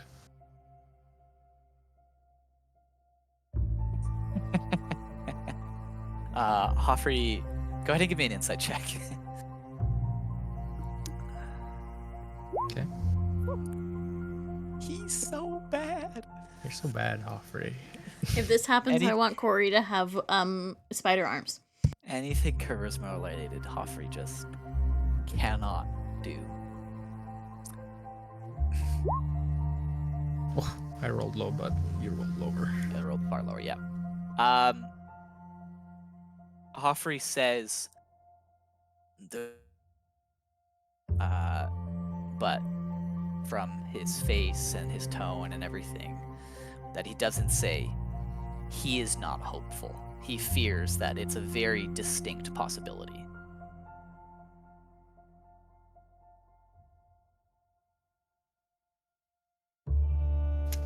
Sorry, guys. We forgot about that.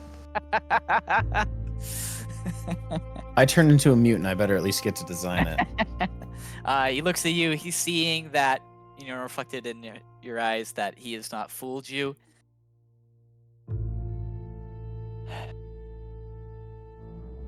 You needed more time. And with more time, perhaps something can be discovered, a solution could be found. That's what Please. matters. Now we need to approach it on both sides. More work must need to be done.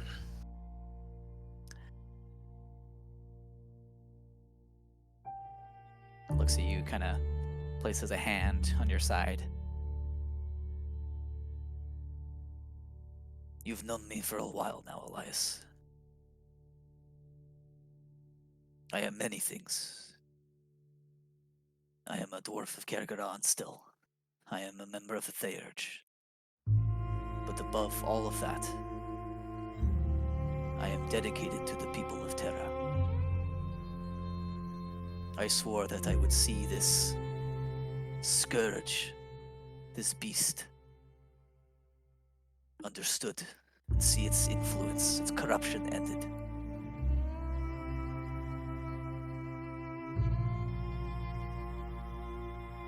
I grab his forearm like a form of handshake. Whatever you need, I will acquire it. We will beat this thing, Elias. Yeah, it gives you a firm shake. Awesome. Well, folks, it is 1:15 for me. I think as all of this downtime in this afternoon plays out and Hoffrey finishes up the schematics, starts making those adjustments, enchantments to your cart, the rest of the day will roll by. No need to take a long rest since you haven't expended anything, folks. But we will end there and pick up in our next session, ready to head out on the road once more to Altenheim, right, John? Yeah. Yes.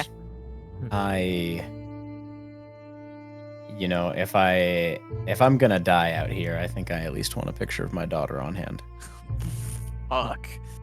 God damn. And I think I deserve to ask that. True. So we're gonna. And since we're going on foot, it wouldn't hurt to. Is there any kind of water ferry that runs up that river that that's on the northern side of the lake Altenheim's resting on? Is that a thing that exists? Yeah. That seems yeah. like a thing. There's Up to Graftendam? Plenty of trade that runs through there, certainly. Altenheim is the capital of the Burok Empire. It is the city of joys, the trade hub for all of Burok. There are plenty of ships coming to and fro. As far north as the Grafjord, they're coming down through there, heading. John, as someone who lived there, Yeah. the Augustine Trading Company has several docks, warehouses. I mean, they are heavily based in Altenheim. It's kind of unavoidable. So that's just something to be on your radar. For sure. But you could absolutely find passage from there if you wanted to. And then again, I'll remind everyone that Hoffrey does have that teleportation circle at his place. So could we teleport to Altenheim and then back? Is that feasible? It's probably a one-way. Uh-huh. So you could teleport there. I know we talked about last session of, the big distance, right, is obviously from here to the Ravencourt Sanctuary. So the teleport would cut most of that, right? Corey, I mean, you would know it's not going to be able to get you into Ravencourt. No. They have plenty of wards against all that shit. But it could get you somewhere closer. We could get across the mountains. Yeah, certainly. So that basically when you want, there is that resource available. We could always, since it's a when we want, we could always go up to Altenheim and then back down. We could do that. Yeah, here. that's probably fine. So You in guys are terms fine with of taking travel, that time? it's about a week from Kerboulder to Altenheim. Cool. You guys are Teleport if you guys are there, fine with travel taking a back. quick fortnight detour. Yeah, 2 weeks. What do we need in Altenheim?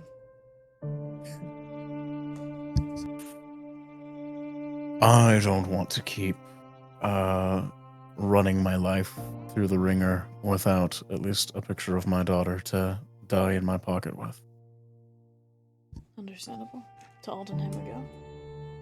Well, you should probably ask the others. I know I'm say all be all, but still.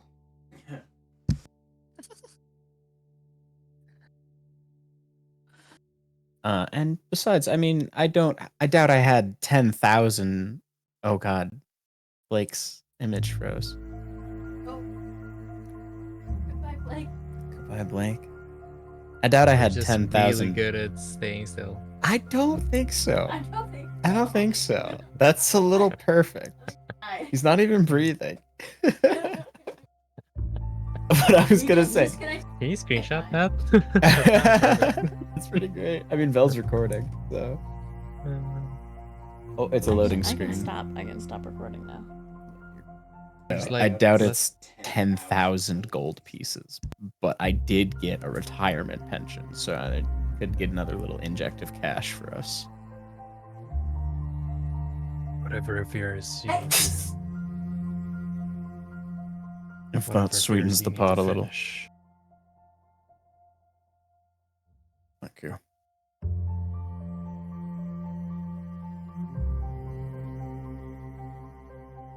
I haven't been to the capital in a long time. Will be rife with the trading company and their lackeys, but Well, it's a good thing we have a disguise now. so stealthy. Blake. He just died. I'm gonna stop the recording.